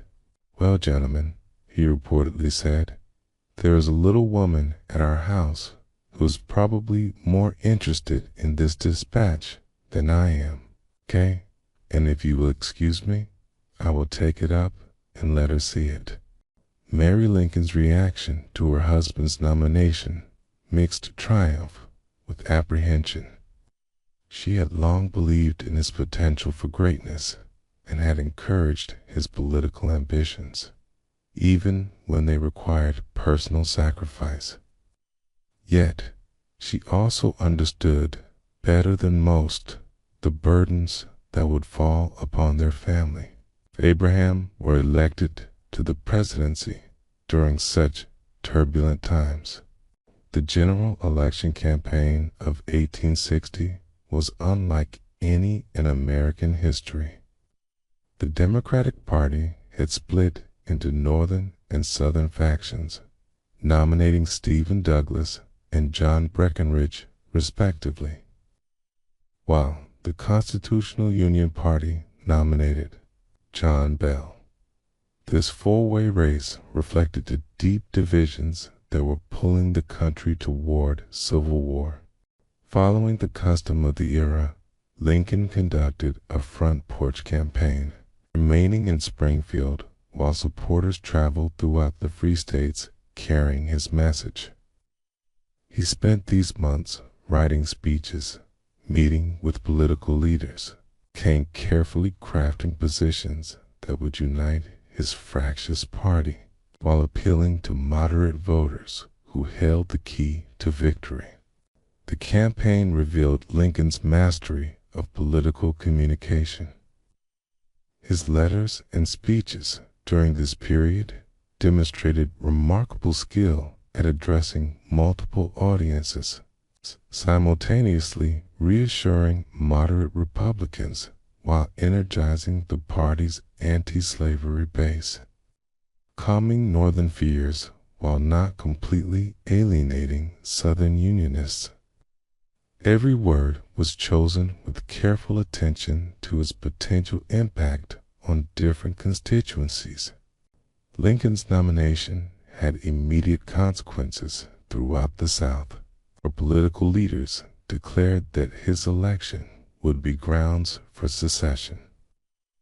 This reaction troubled Lincoln deeply, as he had always believed that the Constitution created a permanent union and that sectional differences could be resolved through democratic processes. Yet, he refused to moderate his position on slavery's expansion, understanding that compromise on fundamental principles would only postpone, rather than resolve, the underlying crisis. The months between nomination and election were marked by increasing violence in Kansas, where pro- and anti-slavery forces engaged in guerrilla warfare that previewed the broader conflict to come. John Brown's raid on Harper's Ferry in October 1859 had already heightened tensions, and throughout 1860, both North and South prepared for the possibility that the election might trigger the dissolution of the Union. Lincoln spent considerable time during the campaign studying military history and constitutional law, preparing himself for challenges he hoped would never arise. His personal library during this period included works on executive power during wartime, the constitutional basis for federal authority, and biographies of leaders who had guided nations through periods of crisis. Election Day, November 6, 1860, dawned clear and cool in Springfield. Lincoln voted early, then spent the day at the state capitol receiving telegraphic returns with friends and supporters. Results arrived from across the North. It became clear that his electoral victory was decisive, despite receiving less than 40% of the popular vote. He had carried every free state except New Jersey, giving him 180 electoral votes compared to Breckinridge's 72, Bell's 39, and Douglas's 12. The popular vote totals told a different story, revealing how deeply divided the country had become. Lincoln received 1,865,908 votes, while his three opponents combined totaled 2,815,617, meaning that nearly 60% of American voters had chosen someone other than the president-elect. This mathematical reality would haunt Lincoln's presidency from its first day, as he attempted to govern a nation where most citizens had not wanted him to be president. News of Lincoln's victory triggered immediate reactions throughout the South. South Carolina's legislature called for a secession convention within days of the election, and other southern states began making similar preparations. The election that Republicans had hoped would settle the slavery question had instead precipitated the very crisis they had sought to avoid. In the weeks following his election, Lincoln maintained public silence while privately working to assemble a cabinet that could help him navigate the approaching storm. He understood that his administration would face challenges unlike any in American history, requiring wisdom, patience, and moral courage in equal measure. The prairie lawyer who had once split rails on the Illinois frontier now carried responsibility for holding together a nation that seemed determined to tear itself apart. Let the weight of responsibility settle gently upon your spirit tonight, as it did upon Abraham in those quiet November evenings. In accepting great duties, we discover strengths we never knew we possessed. Rest now in the knowledge that tomorrow's challenges will be met with whatever grace we can summon.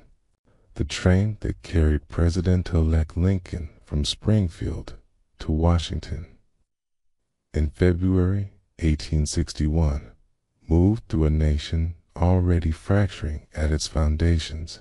11 days of careful travel, with stops for speeches and ceremonies, became a journey through America's gathering storm. At each depot, crowds gathered to glimpse the tall, bearded man who would soon carry the burden of preserving the Union. Lincoln's farewell address to his Springfield neighbors on that raw February morning carried the weight of uncertainty about whether he would ever return. "My friends," he said from the rear platform of his train, "no one, not in my situation, can appreciate my feeling of sadness at this party. To this place, and the kindness of these people, I owe everything." His voice carried across the crowd, but his words seemed directed toward the rolling prairies that had shaped his character and nurtured his dreams. The journey eastward revealed a country polarized beyond easy reconciliation. In Indiana and Ohio, enthusiastic crowds welcomed Lincoln with brass bands and patriotic speeches, but intelligence reports warned of assassination plots, particularly as the train would pass through Baltimore, where Southern sympathies ran strong and tensions were approaching the breaking point. Detective Alan Pinkerton's warnings about threats to Lincoln's life in Baltimore forced a change in travel plans that would haunt Lincoln throughout his presidency. Instead of the public reception originally planned, he traveled through the city secretly at night, arriving in Washington before dawn on February 23rd. Critics would later mock this midnight ride, but the threats were real enough to justify the precautions. Washington itself reflected the nation's uncertainty. The Capitol dome remained unfinished, its construction halted by sectional disputes over federal spending. Southern congressmen and senators were departing daily as their states seceded, leaving empty desks that served as stark reminders of the Union's dissolution. The city felt more like a fortress than a capital, with military guards at government buildings and rumors of Confederate sympathizers throughout the federal workforce. Lincoln's inauguration on March 4, 1861, took place under unprecedented security arrangements. Sharpshooters watched from rooftops while cavalry units patrolled the streets. The ceremony itself proceeded peacefully, but the atmosphere was tense rather than celebratory. Chief Justice Roger Taney, author of the hated Dred Scott decision, administered the oath of office with barely concealed hostility toward the new president.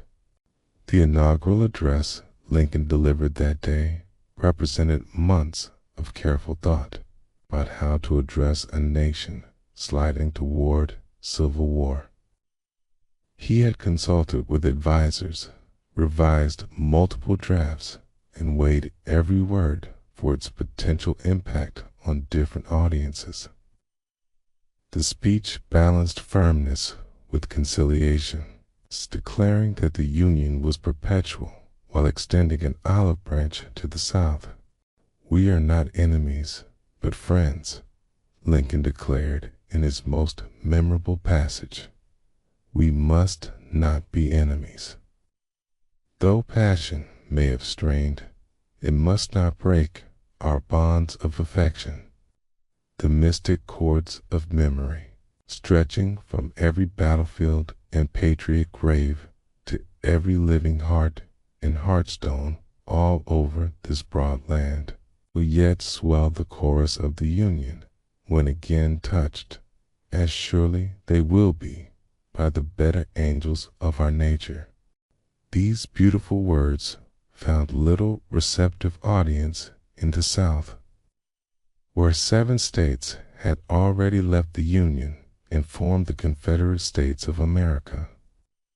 Confederate President Jefferson Davis had been inaugurated in Montgomery, Alabama, 3 weeks before Lincoln's ceremony, and Confederate forces were already surrounding federal installations throughout the seceded states. The most immediate crisis facing the new president was the situation at Fort Sumter in Charleston Harbor.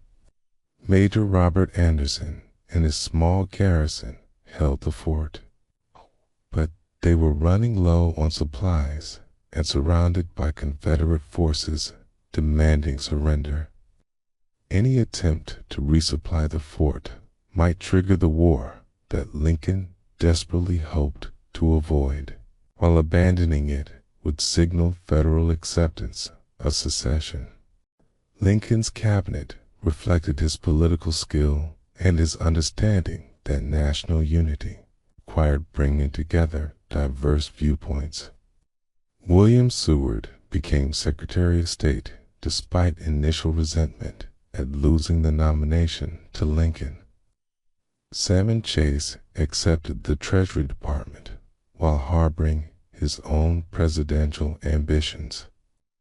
Simon Cameron took the War Department as payment for Pennsylvania's crucial convention support. These men initially underestimated their prairie-bred president, expecting to manage and control his administration. Seward actually proposed that he serve as a kind of prime minister, handling foreign affairs and major decisions while Lincoln focused on ceremonial duties. Lincoln's gentle but firm rejection of this arrangement established his authority while preserving relationships he would need in the trials ahead. The White House itself became both sanctuary and prison for the Lincoln family. Mary delighted in her role as First Lady, planning elaborate entertainments and redecorating the executive mansion with expensive furnishings. That drew criticism during wartime, but she also struggled with the social demands and political pressures of her position, her emotional volatility becoming more pronounced under stress. 10-year-old Willie and 7-year-old Tad adapted to their new home with the resilience of childhood, turning the White House into their playground despite the formal protocols surrounding them. Lincoln encouraged their playfulness, understanding that their laughter provided necessary relief from the crushing burdens of his office. Visitors often found the president conducting business while his sons played nearby, their presence reminding him of what he was fighting to preserve. The month following inauguration brought daily reports of Confederate military preparations and Northern pressure for decisive action. Its newspaper editors demanded that Lincoln either let the South go in peace or use federal power to force the seceded states back into the Union. European observers predicted that the American experiment in democracy would collapse into chaos, proving that popular government could not survive serious challenges. Lincoln's response to these pressures revealed the careful, methodical approach that would characterize his presidency. Rather than acting hastily, he gathered information from multiple sources, consulted with military and political advisors, and thought deeply about the long-term consequences of different courses of action.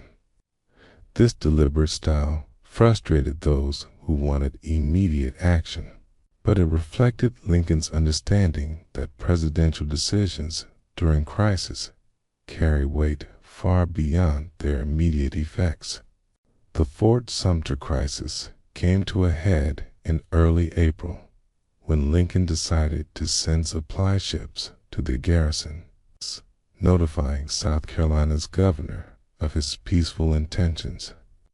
This decision placed the burden of firing the first shot on Confederate forces while demonstrating federal determination to maintain its authority.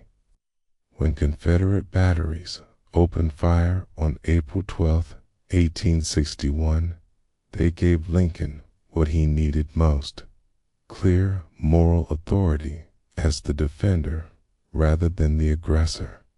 The bombardment of Fort Sumter lasted 34 hours, ending with Major Anderson's surrender when his ammunition was exhausted. Remarkably, no one was killed during the battle itself, though 2 Federal soldiers died in an accident during the surrender ceremony. The bloodless beginning of America's bloodiest conflict seemed to promise that the war might be brief and limited.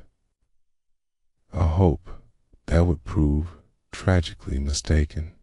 Lincoln's response to Fort Sumter was swift and decisive. On April 15th, he issued a proclamation calling for 75,000 volunteers to serve for 90 days to suppress the rebellion and restore federal authority. The call for troops forced fence-siding states to choose sides, with Virginia, Arkansas, North Carolina, and Tennessee joining the Confederacy, while the border states remained precariously in the Union. As night deepens around you like the shadows that gathered around our 16th president, remember that even in the darkest hours, steady resolve and gentle wisdom can light the way forward. Rest peacefully, knowing that morning will come with new possibilities for healing and hope. The war that began with the bombardment of Fort Sumter quickly revealed itself to be something far different from what anyone had anticipated. Lincoln's call for 75,000 90-day volunteers reflected the widespread belief that the rebellion would collapse quickly once the federal government demonstrated its determination. Instead, the conflict would consume for years, claim over 600,000 lives, and transform both the nation and the man who led it through its darkest hour. The early months of Lincoln's presidency were marked by a steep learning curve in military affairs.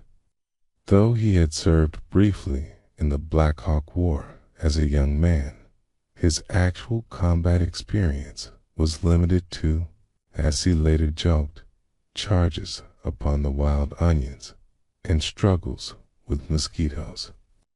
Yet the Constitution made him commander-in-chief, and he approached this responsibility with characteristic determination to master whatever knowledge was necessary.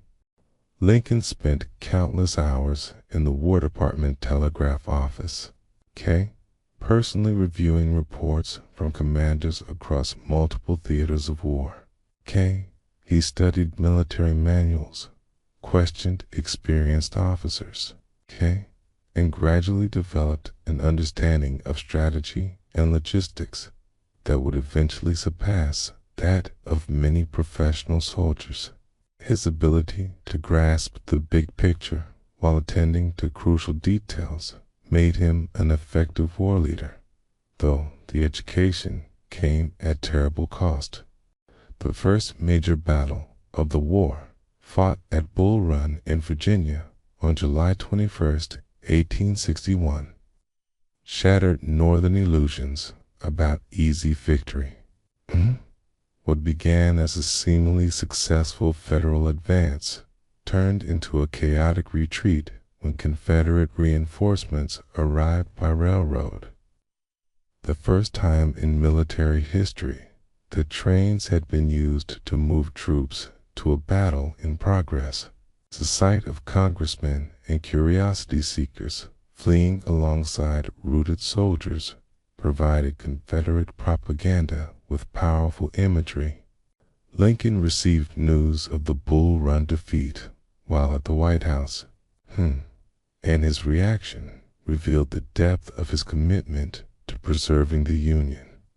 Rather than despairing or seeking scapegoats, he immediately began planning the expanded war effort that would be necessary. He called for additional volunteers, authorized increased military spending, began the search for generals who could match his determination with competent leadership. The president's relationship with his first commanding general, Winfield Scott, illustrated the challenges of wartime leadership. Scott was a genuine hero of the War of 1812 and the Mexican-American War. But at 75, he was too old and infirm for active campaign leadership. His Anaconda plan to strangle the Confederacy through blockade and control of the Mississippi River was strategically sound, but too slow for Northern public opinion, demanding immediate action. Lincoln's appointment of George McClellan to command the Army of the Potomac in July 1861 seemed initially promising. McClellan was young, energetic, and skilled at organizing and training troops. The Army of the Potomac that emerged under his leadership was superbly equipped and disciplined, inspiring confidence in soldiers and civilians alike. Yet, McClellan's perfectionism and reluctance to risk his carefully trained army in battle would eventually frustrate Lincoln beyond endurance. The burden of wartime leadership affected Lincoln's physical appearance noticeably during his first year in office. Photographs from this period show a man aging rapidly under stress, his face becoming more deeply lined and his frame appearing increasingly gaunt.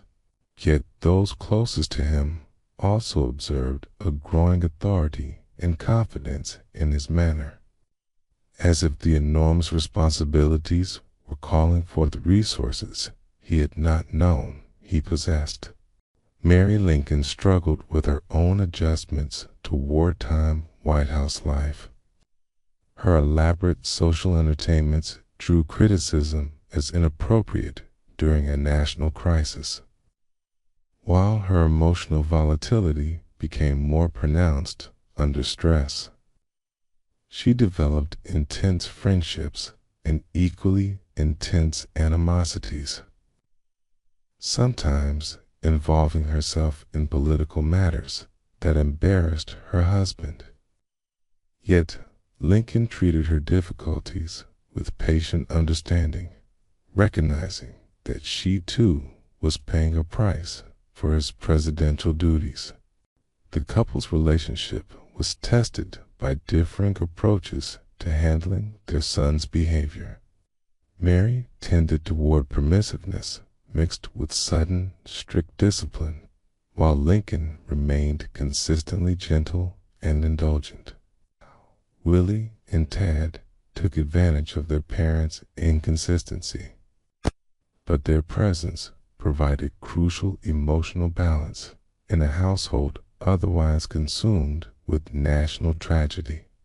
Lincoln's approach to the slavery question during the war's first year reflected his careful balancing of moral principles with political necessities, though personally committed to slavery's eventual abolition. He understood that premature action might drive the border states into the Confederacy and alienate Northern Democrats whose support was essential for war unity. When General John C. issued an Emancipation Proclamation for Missouri in August 1861, Lincoln countermanded it, explaining that such decisions belonged to civilian rather than military authority. This measured approach to emancipation frustrated abolitionists who believed the war provided perfect justification for immediate action against slavery. Frederick Douglass and other black leaders criticized Lincoln's hesitation, while radical Republicans in Congress pressed for more aggressive anti-slavery measures. Lincoln understood their urgency, but believed that premature action would undermine rather than advance the cause of human freedom. The president's personal encounters with slavery's reality deepened his emotional commitment to abolition, even as political calculations required caution. Contraband slaves, those who escaped the federal lines, presented immediate, practical, and moral challenges. Lincoln observed their courage in seeking freedom and their eagerness to contribute to the Union cause, experiences that reinforced his conviction that slavery was incompatible with American principles. International relations added another layer of complexity to Lincoln's wartime responsibilities. European powers, particularly Britain and France, watched American events with a mixture of concern and opportunity. Confederate diplomats worked tirelessly to secure foreign recognition, arguing that Southern independence was inevitable and that European interests lay in establishing relationships with the new nation. Lincoln's administration countered with diplomatic efforts emphasizing Union determination and the moral issues at stake. The Trent Affair in November 1861 brought the Union to the brink of war with Britain when Federal naval officers seized Confederate diplomats from a British mail steamer. British public opinion demanded war, while American newspapers celebrated the captures.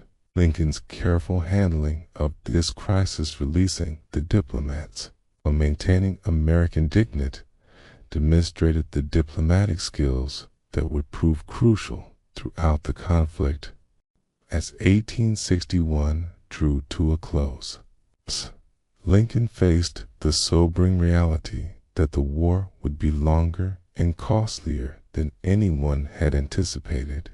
The Confederacy had proven more resilient than expected, while the Union's advantages in population and industry would require time to bring fully to bear.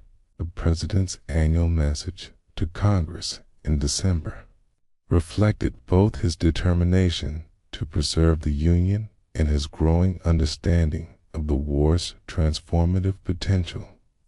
In the quiet of this evening hour, let your spirit find the same steady resolve that sustained Abraham through his trials. Like him, trust that patient endurance, guided by principle and tempered with compassion, can overcome even the greatest challenges. Rest now in peaceful certainty that tomorrow's dawn will bring fresh strength for whatever lies ahead. The winter of 1862 brought to the Lincoln White House sorrow so profound that it would forever change both the president and his family. In the midst of national crisis, personal tragedy struck with devastating force, reminding Lincoln that even those who carried the weight of nations remained vulnerable to the most fundamental human experiences of love and loss. Willie Lincoln, the president's 11-year-old son, had always been the child most like his father, thoughtful, gentle, and possessed of a quiet intelligence that endeared him to everyone who knew him. While his younger brother Tad was impulsive and mischievous, Willie was studious and reflective, often found reading in corners of the White House or asking his father thoughtful questions about the war and its purposes. The illness began in early February with what seemed like a common childhood fever. Willie and Tad had both been playing in the snow, and Mary initially attributed their symptoms to the natural consequence of boys' winter adventures. But as days passed and Willie's condition worsened while Tad recovered, it became clear that something more serious was developing. The family called in the best medical attention available. But 1860s medicine could do little against what was probably typhoid fever, the same disease that had claimed Lincoln's first son, Eddie, 12 years earlier. As Willie weakened, the White House became a place of hushed voices and worried conferences. It's a business of war proceeding in whispers, while death stalked the family quarters. Lincoln spent hours at his son's bedside, holding the boy's fevered hand and reading to him from favorite books. The president, who commanded armies and made decisions affecting millions, found himself utterly helpless before a child's suffering, able only to offer presence and love while hoping against hope for improvement that never came. Willie Lincoln died on February 20th, 1862 at 5 p.m., with both parents present. Lincoln's grief was immediate and overwhelming, but he bore it with the stoic dignity that characterized his approach to all of life's trials. "My poor boy," he was heard to murmur. "He was too good for this earth. God has called him home." Yet those who knew him best could see that something essential had broken inside the president, a wound that would never fully heal. Mary's reaction was far more dramatic and prolonged. She took to her bed for weeks, unable to eat or sleep, lost in a grief so consuming that she could barely function. The sounds of her weeping echoed through the White House corridors, creating an atmosphere of personal tragedy to the already somber mood of wartime Washington. She would never again enter the room where Willie had died, and she banned all social entertainments from the White House for more than a year. The president's response to his wife's breakdown revealed the depth of his compassion and commitment to their marriage. Despite the crushing demands of leading a nation at war, he spent hours comforting Mary, patiently listening to her expressions of grief and guilt, never suggesting that her suffering was excessive or inappropriate. It arranged for Willie's body to be temporarily interred in Washington, while understanding Mary's need to postpone the final burial until she could bear it. Tad's recovery from his illness was complicated by the trauma of losing his beloved brother and playmate. The 7-year-old became even more attached to his father, often sleeping in the president's bed and accompanying him to meetings where other children would not have been welcome. Lincoln's patience with Tad's increased neediness was infinite, understanding that the boy needed extra reassurance in the wake of such loss. The death of Willie Lincoln occurred at a particularly challenging moment in the war's progress. General McClellan's Army of the Potomac remained inactive despite its excellent training and equipment, leading to growing criticism of both the general and the president who retained him. The public and press demanded action, while Lincoln struggled to balance his desire for military progress with his understanding that hasty moves might lead to unnecessary casualties. The Peninsula Campaign, launched in March 1862, represented McClellan's attempt to capture Richmond through an indirect approach that would avoid costly frontal assaults. Lincoln supported this strategy, despite his preference for a more direct advance, hoping that McClellan's careful planning would finally produce the decisive victory that had eluded Federal forces. The campaign's initial success raised hopes that the war might be ending, but Confederate resistance proved stronger than anticipated. As the Peninsula Campaign stalled and then failed, Lincoln began to understand that the war's character was fundamentally changing. What had begun as a conflict to restore the Union was becoming a total war that would transform American society. The economic disruption, the political changes, and the involvement of enslaved people as active participants rather than passive observers all indicated that victory would require more radical measures than anyone had initially imagined. The slavery question could no longer be postponed or handled with the delicate political calculations that had characterized Lincoln's first year in office. Escaped slaves were flooding to federal lines in increasing numbers, providing valuable labor and intelligence while forcing immediate decisions about their status. Congress was pressing for more aggressive anti-slavery measures, while military commanders requested clear guidance about handling contraband slaves. Lincoln's thinking about emancipation evolved gradually during 1862, influenced by military necessity, moral conviction, and political calculation in roughly equal measure. He began to see that freeing the slaves could serve multiple purposes: weakening the Confederate war effort, strengthening the Union cause morally, and preventing European intervention on behalf of the South. Yet, he also understood that such a momentous step required careful timing and presentation. The preliminary Emancipation Proclamation, issued on September 22, 1862, following the Union victory at Antietam, represented Lincoln's synthesis of these various considerations.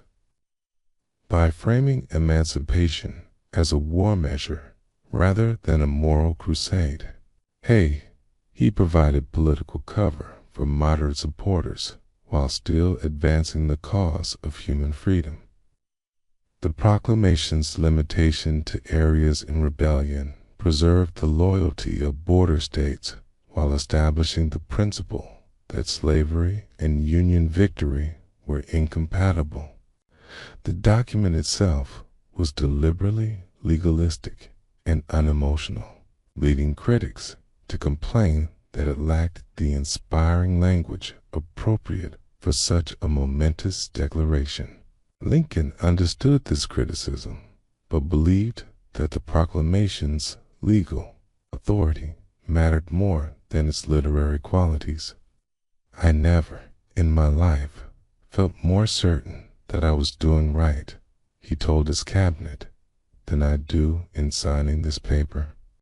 The international impact of the Emancipation Proclamation was immediate and profound.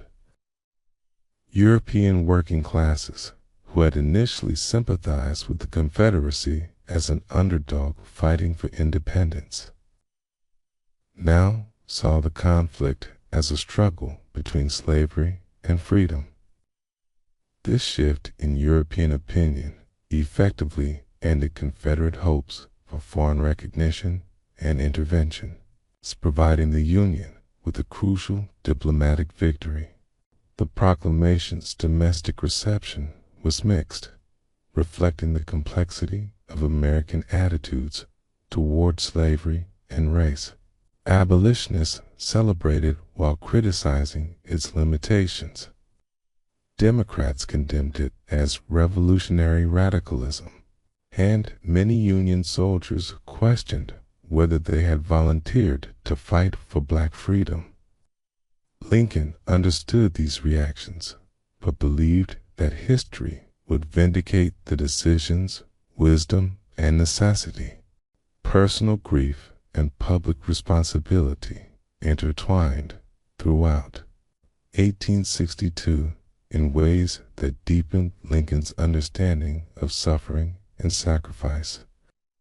The loss of Willie taught him that no position or power could protect those we love from life's fundamental vulnerabilities, while the war's escalating casualties reminded him daily that his decisions carried life and death consequences for thousands of families.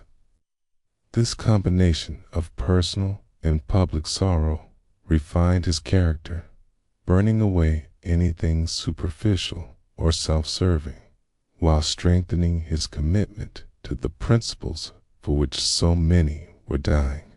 In the gentle darkness that surrounds you now, remember that even the deepest sorrow can become a source of strength and compassion.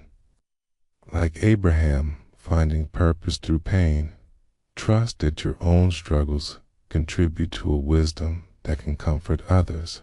Rest peacefully in the knowledge that love transcends loss, and that those we cherish remain with us in ways beyond our understanding. The year 1863 dawned with the Union cause at perhaps its darkest hour since the war began. Its catastrophic defeat at Fredericksburg in December 1862 had cost 13,000 Federal casualties while accomplishing nothing, leading to a crisis of confidence in Lincoln's leadership that extended from newspaper editorials to congressional cloakrooms. The president himself was described by visitors as appearing more careworn and melancholy than ever, the weight of repeated military failures adding to his personal grief over Willie's death. Yet, within this apparent darkness, Lincoln was quietly developing the broader vision and deeper resolve that would ultimately lead the Union to victory. His understanding of the war's meaning had evolved beyond simple restoration of the status quo ante to encompass a fundamental transformation of American society. The conflict was becoming, in his mind, a new birth of freedom that would fulfill the promises made but not kept by the founding generation. The appointment of General Ulysses S. Grant to command all Union armies in March 1864 represented the culmination of Lincoln's search for a commander who shared his understanding of the war's requirements. Grant had demonstrated at Vicksburg and other Western battles that he possessed the moral courage to accept heavy casualties when necessary to achieve decisive results. More importantly, he understood that the Confederacy's will to fight, not just its armies, had to be broken. Lincoln's relationship with Grant developed into the most successful civil-military partnership in American history, based on mutual respect and shared commitment to victory, regardless of cost. Unlike McClellan and other previous commanders who had tried to fight a limited war, Grant accepted Lincoln's vision of total war aimed at destroying the Confederacy's ability and will to continue fighting. Their collaboration would prove decisive in the war's final phase. The Battle of Gettysburg, fought from July 1st to 3rd, 1863, marked the war's turning point both militarily and symbolically. The Confederate invasion of Pennsylvania represented Robert E. Lee's boldest gambler attempt to win decisive victory on Union soil that might trigger European recognition and Northern peace sentiment. The battle's outcome, a clear Union victory that ended Lee's invasion and cost the Confederacy casualties it could not afford, shifted momentum decisively toward the Federal cause. Lincoln's invitation to speak at the dedication of the Gettysburg National Cemetery on November 19, 1863, provided him with an opportunity to articulate his evolving understanding of the war's meaning. The ceremony was primarily intended to honor the featured speaker, Edward Everett, America's most celebrated orator, who would deliver a 2-hour address befitting the occasion's solemnity. Lincoln was asked to provide brief dedicatory remarks after Everett's main speech. The president approached this seemingly minor speaking engagement with characteristic thoughtfulness, understanding that the occasion called for something more substantial than conventional political rhetoric. He wanted to address not just the immediate purpose of cemetery dedication, but the larger questions of why the war was being fought and what it might accomplish. The speech he crafted would prove to be among the most important in American history. The address itself, delivered in Lincoln's high, clear voice, lasted less than 3 minutes, but achieved a rare combination of brevity and profundity that has rarely been equaled in political discourse. Beginning with 77 years ago, Lincoln immediately established the speech's temporal scope, reaching back to the Declaration of Independence rather than the Constitution as the nation's founding moment. This opening was deliberately chosen to emphasize the principle of human equality rather than the structural compromises that had accommodated slavery. By dating American independence to 1776 rather than 1787, Lincoln grounded the war in the proposition that all men are created equal, rather than in the complex federal arrangements that had perpetuated bondage. The theological undertones of 77 years also gave the speech a biblical resonance that elevated its themes beyond mere politics. The speech's central movement, from dedication of the cemetery to rededication of the living to the unfinished work, transformed a memorial service into a call for renewed commitment. Lincoln argued that the living could not consecrate ground already hallowed by the blood of those who died there, but that the dead had consecrated the living to complete their sacrifice's purpose. This rhetorical inversion shifted attention from past sacrifice to future responsibility. The address concluded with one of the most memorable phrases in American political discourse: that government of the people, by the people, for the people, shall not perish from the earth. This formulation expanded the war's significance beyond American boundaries to encompass the survival of democratic government as a viable form of human organization. The Union's victory would demonstrate that free societies could defend themselves against internal and external threats. Contemporary reaction to the Gettysburg Address was mixed, with some newspapers dismissing it as inappropriately brief, while others recognized its historical significance.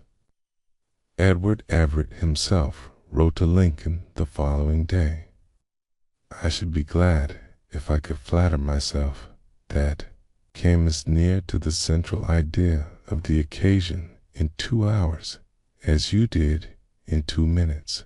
This generous acknowledgment from America's premier orator confirmed what careful listeners had recognized immediately. The address's enduring power stems from its fusion of particular occasion with universal themes, specific historical moment with timeless principles. Lincoln had transformed a battlefield dedication into a meditation on democratic government, meaning, and requirements. The speech articulated why the war's enormous costs were justified, and what its successful conclusion might accomplish for human freedom. The autumn of 1863 also brought significant military progress that reinforced the address's optimistic vision.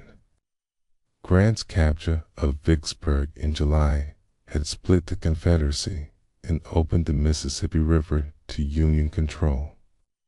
Sherman's subsequent operations in the Western Theater demonstrated that Federal forces could operate successfully in the Confederate heartland. The war's tide was turning decisively, though hard fighting still lay ahead. Lincoln's personal growth during 1863 was as remarkable as the Union's military progress. The president, who had entered office hoping to avoid war while preserving Union, had become a leader, capable of sustaining a conflict that was transforming American society. His understanding of executive power had expanded to meet unprecedented challenges, while his vision of the war's purpose had evolved from restoration to revolution. The year ended with Lincoln's annual message to Congress articulating his plan for post-war reconstruction based on malice toward none and charity for all. Even as the war continued, he was thinking carefully about how to restore national unity while protecting the freedom of newly emancipated slaves. This forward-looking approach reflected his growing confidence that Union victory was achievable, and his determination that it should produce lasting change. As you prepare for peaceful rest, let Lincoln's words at Gettysburg echo gently in your heart, that from great sacrifice can come new birth of freedom, and that each of us is called to ensure that those who gave their lives for noble causes shall not have died in vain. Sleep softly now, trusting that your own contributions to justice and compassion honor their memory. The election year of 1864 brought Lincoln face to face with the ultimate test of democratic leadership, seeking re-election, while conducting a war whose outcome remained uncertain. Key: no president since Andrew Jackson in 1832 had won a second term, and none had ever sought re-election during wartime. Many within Lincoln's own Republican Party questioned whether he could win, while others wondered whether holding elections during Civil War was wise or even constitutional. The military situation in early 1864 provided little cause for optimism. Grant's promotion to General-in-Chief had raised expectations for decisive action, but his initial campaigns in Virginia produced staggering casualties without apparent strategic gain. The Battle of the Wilderness, Spotsylvania, in Cold Harbor cost the Union over 50,000 casualties in 6 weeks, leading newspapers to label Grant a butcher and renewing calls for Lincoln's replacement. Lincoln's response to these military setbacks revealed the depth of his transformation from prairie politician to wartime leader. Rather than yielding to pressure for Grant's dismissal, he supported his general strategy of persistent pressure that would eventually exhaust Confederate resources. "I can't spare this man," Lincoln reportedly said. "He fights."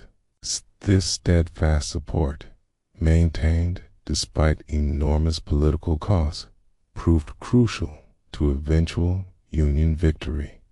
The president's renomination by the Republican Party was secured through careful political maneuvering rather than overwhelming popular enthusiasm. Lincoln's supporters argued that changing leadership during wartime would signal weakness and division to both domestic and foreign audiences. They also emphasized that Lincoln alone possessed the experience and authority necessary to guide the nation through war's end and the challenging Reconstruction period that would follow. The general election campaign of 1864 was complicated by war weariness, economic disruption, and racial tensions inflamed by the Emancipation Proclamation. The Democratic nominee, General George McClellan, represented those who sought negotiated peace rather than continued fighting. His platform called for armistice and reconstruction of the Union through compromise rather than conquest, a position that would have effectively recognized Confederate independence. Lincoln understood that his re-election depended primarily on military success rather than political campaigning. Sherman's capture of Atlanta in September 1864 provided the decisive boost to Union morale that transformed the election. The fall of this crucial Confederate stronghold demonstrated that the Confederacy was weakening and that Union victory was achievable through continued effort. The election results vindicated Lincoln's faith in democratic government's capacity to function even during existential crisis. He received 55% of the popular vote and 212 of 233 electoral votes, a decisive mandate that strengthened his authority for the war's final phase. Equally important was the strong support he received from Union soldiers, who voted overwhelmingly for continuing the fight rather than accepting compromise peace.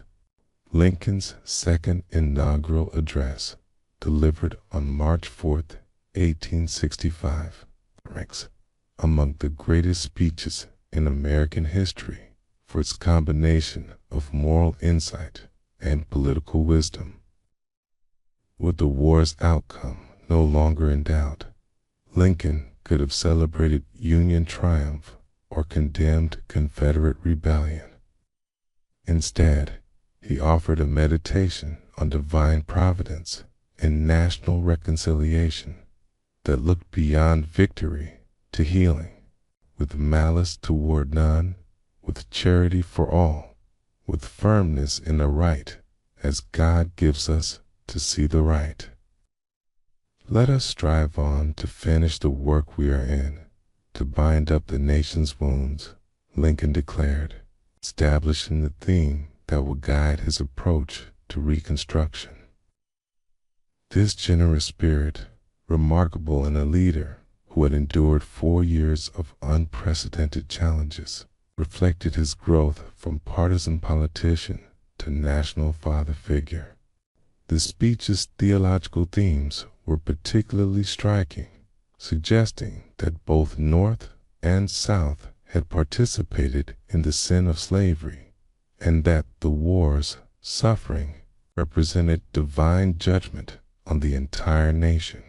God wills that it continue until all the wealth piled by the bondsman's 250 years of unrequited toil shall be sunk, and until every drop of blood drawn with the lash shall be paid by another drawn with the sword.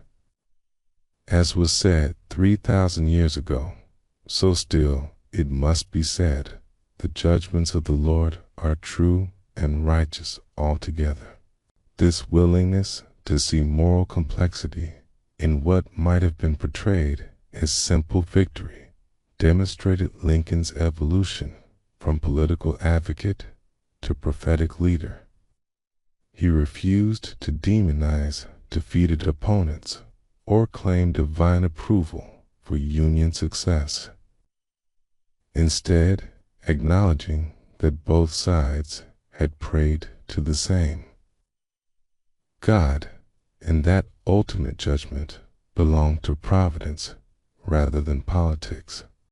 The war's end came with surprising suddenness in April 1865. Lee surrendered to Grant at Appomattox Courthouse on April 9th, effectively ended major Confederate resistance, though some fighting continued for several weeks. Lincoln's response to victory was characteristically generous, ordering that Dixie be played at White House celebrations and beginning immediate planning for Reconstruction, based on reconciliation rather than revenge. The president's last public address, delivered from the White House balcony on April 11th, outlined his vision for bringing the seceded states back into the Union.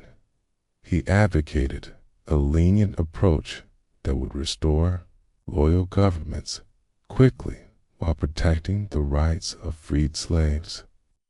This moderate position disappointed both radical Republicans who wanted harsh punishment for rebels and Democrats who opposed black civil rights. Lincoln's plans for Reconstruction would never be fully tested. On the evening of April 14, 1865, Good Friday, he attended a performance of Our American Cousin at Ford's Theater with Mary and their guests. The comedy provided welcome relief from presidential responsibilities, and Lincoln appeared to be enjoying himself despite his wife's concerns about possible threats to his safety. John Wilkes Booth, a prominent actor and Confederate sympathizer, had planned Lincoln's assassination as part of a broader conspiracy to decapitate the Union government. His shot from behind the presidential box mortally wounded Lincoln, who was carried unconscious to a boarding house across the street where doctors attempted futilely to save his life. Abraham Lincoln died at 7:22 a.m. on April 15, 1865. Surrounded by government officials and family members who had maintained vigil through the night. Secretary of War Edwin Stanton's words, "Now he belongs to the ages," captured the sense that Lincoln's death had transformed him from political leader to national martyr. His legacy would transcend partisan boundaries. The funeral train that carried Lincoln's body from Washington to Springfield retraced much of the route he had taken to his inauguration 4 years earlier. At every stop, crowds gathered to pay respects to the president who had preserved the Union and freed the slaves. The journey became a national procession of mourning that demonstrated how deeply Lincoln had entered the American heart. Lincoln's legacy extends far beyond his immediate accomplishments of Union preservation and slave emancipation. He demonstrated that democratic government could survive its greatest challenges, that moral principle and political pragmatism could be combined effectively, and that leadership during crisis required both strength and compassion. His example continues to inspire leaders facing difficult choices and ordinary citizens seeking to live by their highest ideals. The man who began life in a Kentucky log cabin had become, in death, a symbol of America's best possibilities. His journey from obscurity to immortality demonstrated that in America, character and conscience could triumph over circumstance and convention.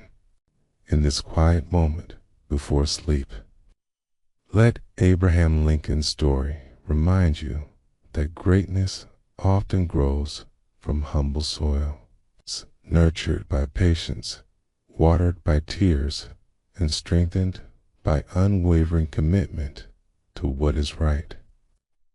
Rest now in the gentle certainty that love endures beyond life, that sacrifice can redeem suffering, and that even in our darkest hours, we are capable of touching eternity. In the years following Abraham Lincoln's death, something remarkable happened to his memory. The man became a symbol. The president became a prophet, and the politician became a saint in America's civic religion.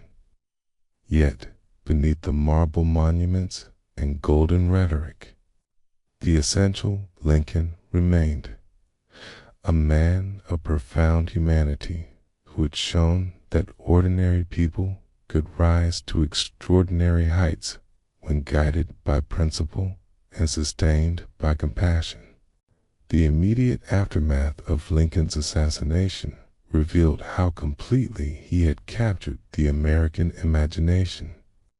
Walt Whitman's elegies, "O Captain, my Captain," and "When lilacs last in the dooryard bloomed," gave poetic voice to the nation's grief, while establishing Lincoln as a Christ-like figure who had died for his country's sins. The timing of his death on Good Friday, just as the war was ending, seemed to many Americans to confirm divine providence in their history. The Lincoln who emerged in popular memory was both more and less than the living man had been. The martyred president became a figure of perfect wisdom and unbending moral courage, while the careful politician who had balanced competing interests and made difficult compromises sometimes disappeared from view. This transformation served important national purposes, providing a unifying figure around whom both North and South could eventually rally, but it also obscured some of Lincoln's most valuable qualities.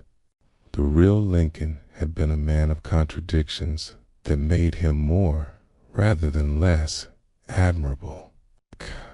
He was deeply religious in feeling, yet never joined a church. Passionately committed to human equality, yet politically cautious about implementing it. Simply gentle, yet capable of directing a war of unprecedented destruction. These contradictions reflected not weakness, but the complexity required to lead a diverse democracy through existential crisis. Lincoln's approach to leadership offers enduring lessons for anyone facing difficult decisions with incomplete information and competing pressures. He demonstrated that effective leadership requires both moral vision and political skill. That principle without pragmatism is ineffective, while pragmatism without principle is meaningless. His example shows how leaders can maintain their core values while adapting their methods to changing circumstances. Perhaps Lincoln's greatest gift to posterity was his demonstration that democracy could survive its greatest challenges. The Civil War tested whether popular government could maintain itself. Popular opinion was bitterly divided, and democratic processes were threatened by violence. Keene's steadfast commitment to constitutional procedures, even when they seemed to handicap the war effort, proved that democratic institutions could bend without breaking under extreme stress. The Emancipation Proclamation, initially criticized for its legal language and limited scope, proved to be a masterpiece of democratic statesmanship. By framing abolition as a war measure rather than a moral crusade, Lincoln made it politically sustainable while achieving the moral goal. His ability to advance revolutionary change through conservative methods showed how democratic leaders can achieve fundamental reform without destroying the system they seek to improve. Lincoln's literary legacy is equally important. His speeches and writings demonstrate that democratic discourse need not be dumbed down or reduced to slogans. The Gettysburg Address and Second Inaugural Address prove that complex ideas can be expressed with simple elegance, that profound thoughts can be communicated in language accessible to common people. His example challenges contemporary leaders to elevate rather than pander to public understanding. the personal qualities that made Lincoln an effective leader: humility, empathy, patience, humor, and resilience remain relevant for anyone seeking to make a positive difference in the world. His ability to maintain hope during dark times, to find common ground with opponents, and to treat even enemies with dignity offers a model for constructive engagement in polarized times. Lincoln's relationship with failure and setback provides particular inspiration for modern readers. His early business failures, political defeats, and personal losses could have crushed a lesser spirit. But he used each setback as an opportunity for growth and learning. His example demonstrates that character is revealed not by success, but by response to failure, and that our greatest contributions often emerge from our deepest struggles. The Lincoln Memorial in Washington, dedicated in 1922, captures something essential about his legacy. The massive seated figure, carved from Georgia marble by Daniel Chester French, conveys both strength and compassion. The walls bear the texts of the Gettysburg Address and Second Inaugural Address, ensuring that visitors encountered Lincoln's words as well as his image. The memorial became a focal point for civil rights activism, most notably Martin Luther King Jr.'s "I Have a Dream" speech in 1963. This connection between Lincoln and the civil rights movement illustrates how his legacy continues to evolve and inspire new generations. Dr. King and other civil rights leaders drew explicitly on Lincoln's vision of America as a nation dedicated to the proposition that all people are created equal. They used his moral authority to challenge the nation to fulfill promises that had been made but not kept, continuing Lincoln's work of expanding freedom's reach. Lincoln's influence extends beyond American borders to inspire democratic movements worldwide. His example demonstrates that popular government can survive internal challenges and that moral leadership can triumph over entrenched interests. Leaders fighting for democracy and human rights continue to draw inspiration from the prairie lawyer who became the great emancipator. Modern scholarship has complicated the saintly image of Lincoln without diminishing his achievement. Historians have shown that he was a more complex figure than early biographers suggested, more political, more calculating, more human. Yet this more nuanced understanding enhances rather than diminishes his legacy by showing that his greatness emerged from recognizable human qualities rather than superhuman perfection. Lincoln's marriage to Mary Todd, long portrayed as purely tragic, has been reassessed by recent scholars who recognize the genuine partnership beneath the surface tensions. Mary's political intelligence and social skills contributed to Lincoln's career advancement, while her emotional support sustained him through difficult periods. Their relationship illustrates that even the most successful partnerships require patience, understanding, and mutual accommodation. The question of what Lincoln might have achieved had he lived continues to fascinate historians and citizens alike. His plans for Reconstruction emphasized reconciliation over revenge, integration over separation, healing over punishment. Whether he could have implemented these generous policies against radical Republican opposition remains unknowable. with his commitment to malice toward none. Charity for All suggests that his leadership might have eased the bitter divisions that followed his death. Lincoln's religious evolution throughout his life offers particular comfort to those struggling with questions of faith and meaning. Though he never embraced Orthodox Christianity, his later writings revealed a deepening sense of divine providence and moral accountability. His second inaugural address, with its meditation on God's purposes in history, shows how personal faith can inform public service without imposing sectarian beliefs on diverse constituencies. The melancholy that shadowed Lincoln throughout his life has been reconsidered by modern psychology as possibly contributing to, rather than hindering, his effectiveness.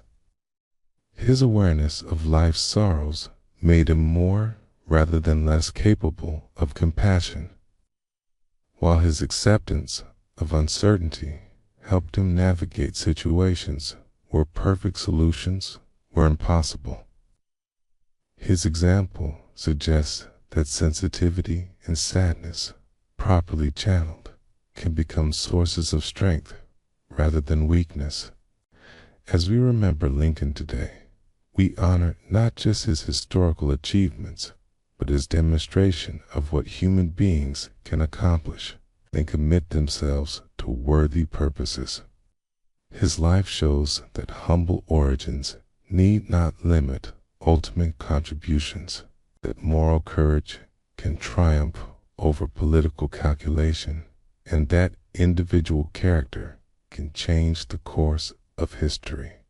The rail splitter who became president, the prairie lawyer who preserved the Union, the melancholy man who freed a people, Abraham Lincoln, remains what he became in life, a symbol of America's highest aspirations and proof of democracy's greatest possibilities. His legacy belongs not to any party or ideology, but to all who believe that government should serve the common good, and that freedom is worth whatever price its preservation requires. In Lincoln's story, we find the American story writ large, a tale of humble beginnings and extraordinary achievements, of moral growth and practical wisdom, of human frailty redeemed by uncommon grace. His example continues to call us to our better angels, reminding us that in every generation, ordinary people can choose to do extraordinary things when guided by conscience and sustained by hope. And so, dear listener, as this gentle journey through history draws to its close, let Abraham Lincoln's memory be a blessing upon your rest. His story reminds us that greatness lies not in the absence of struggle, but in how we meet it, not in perfection, but in persistent striving toward worthy ideals.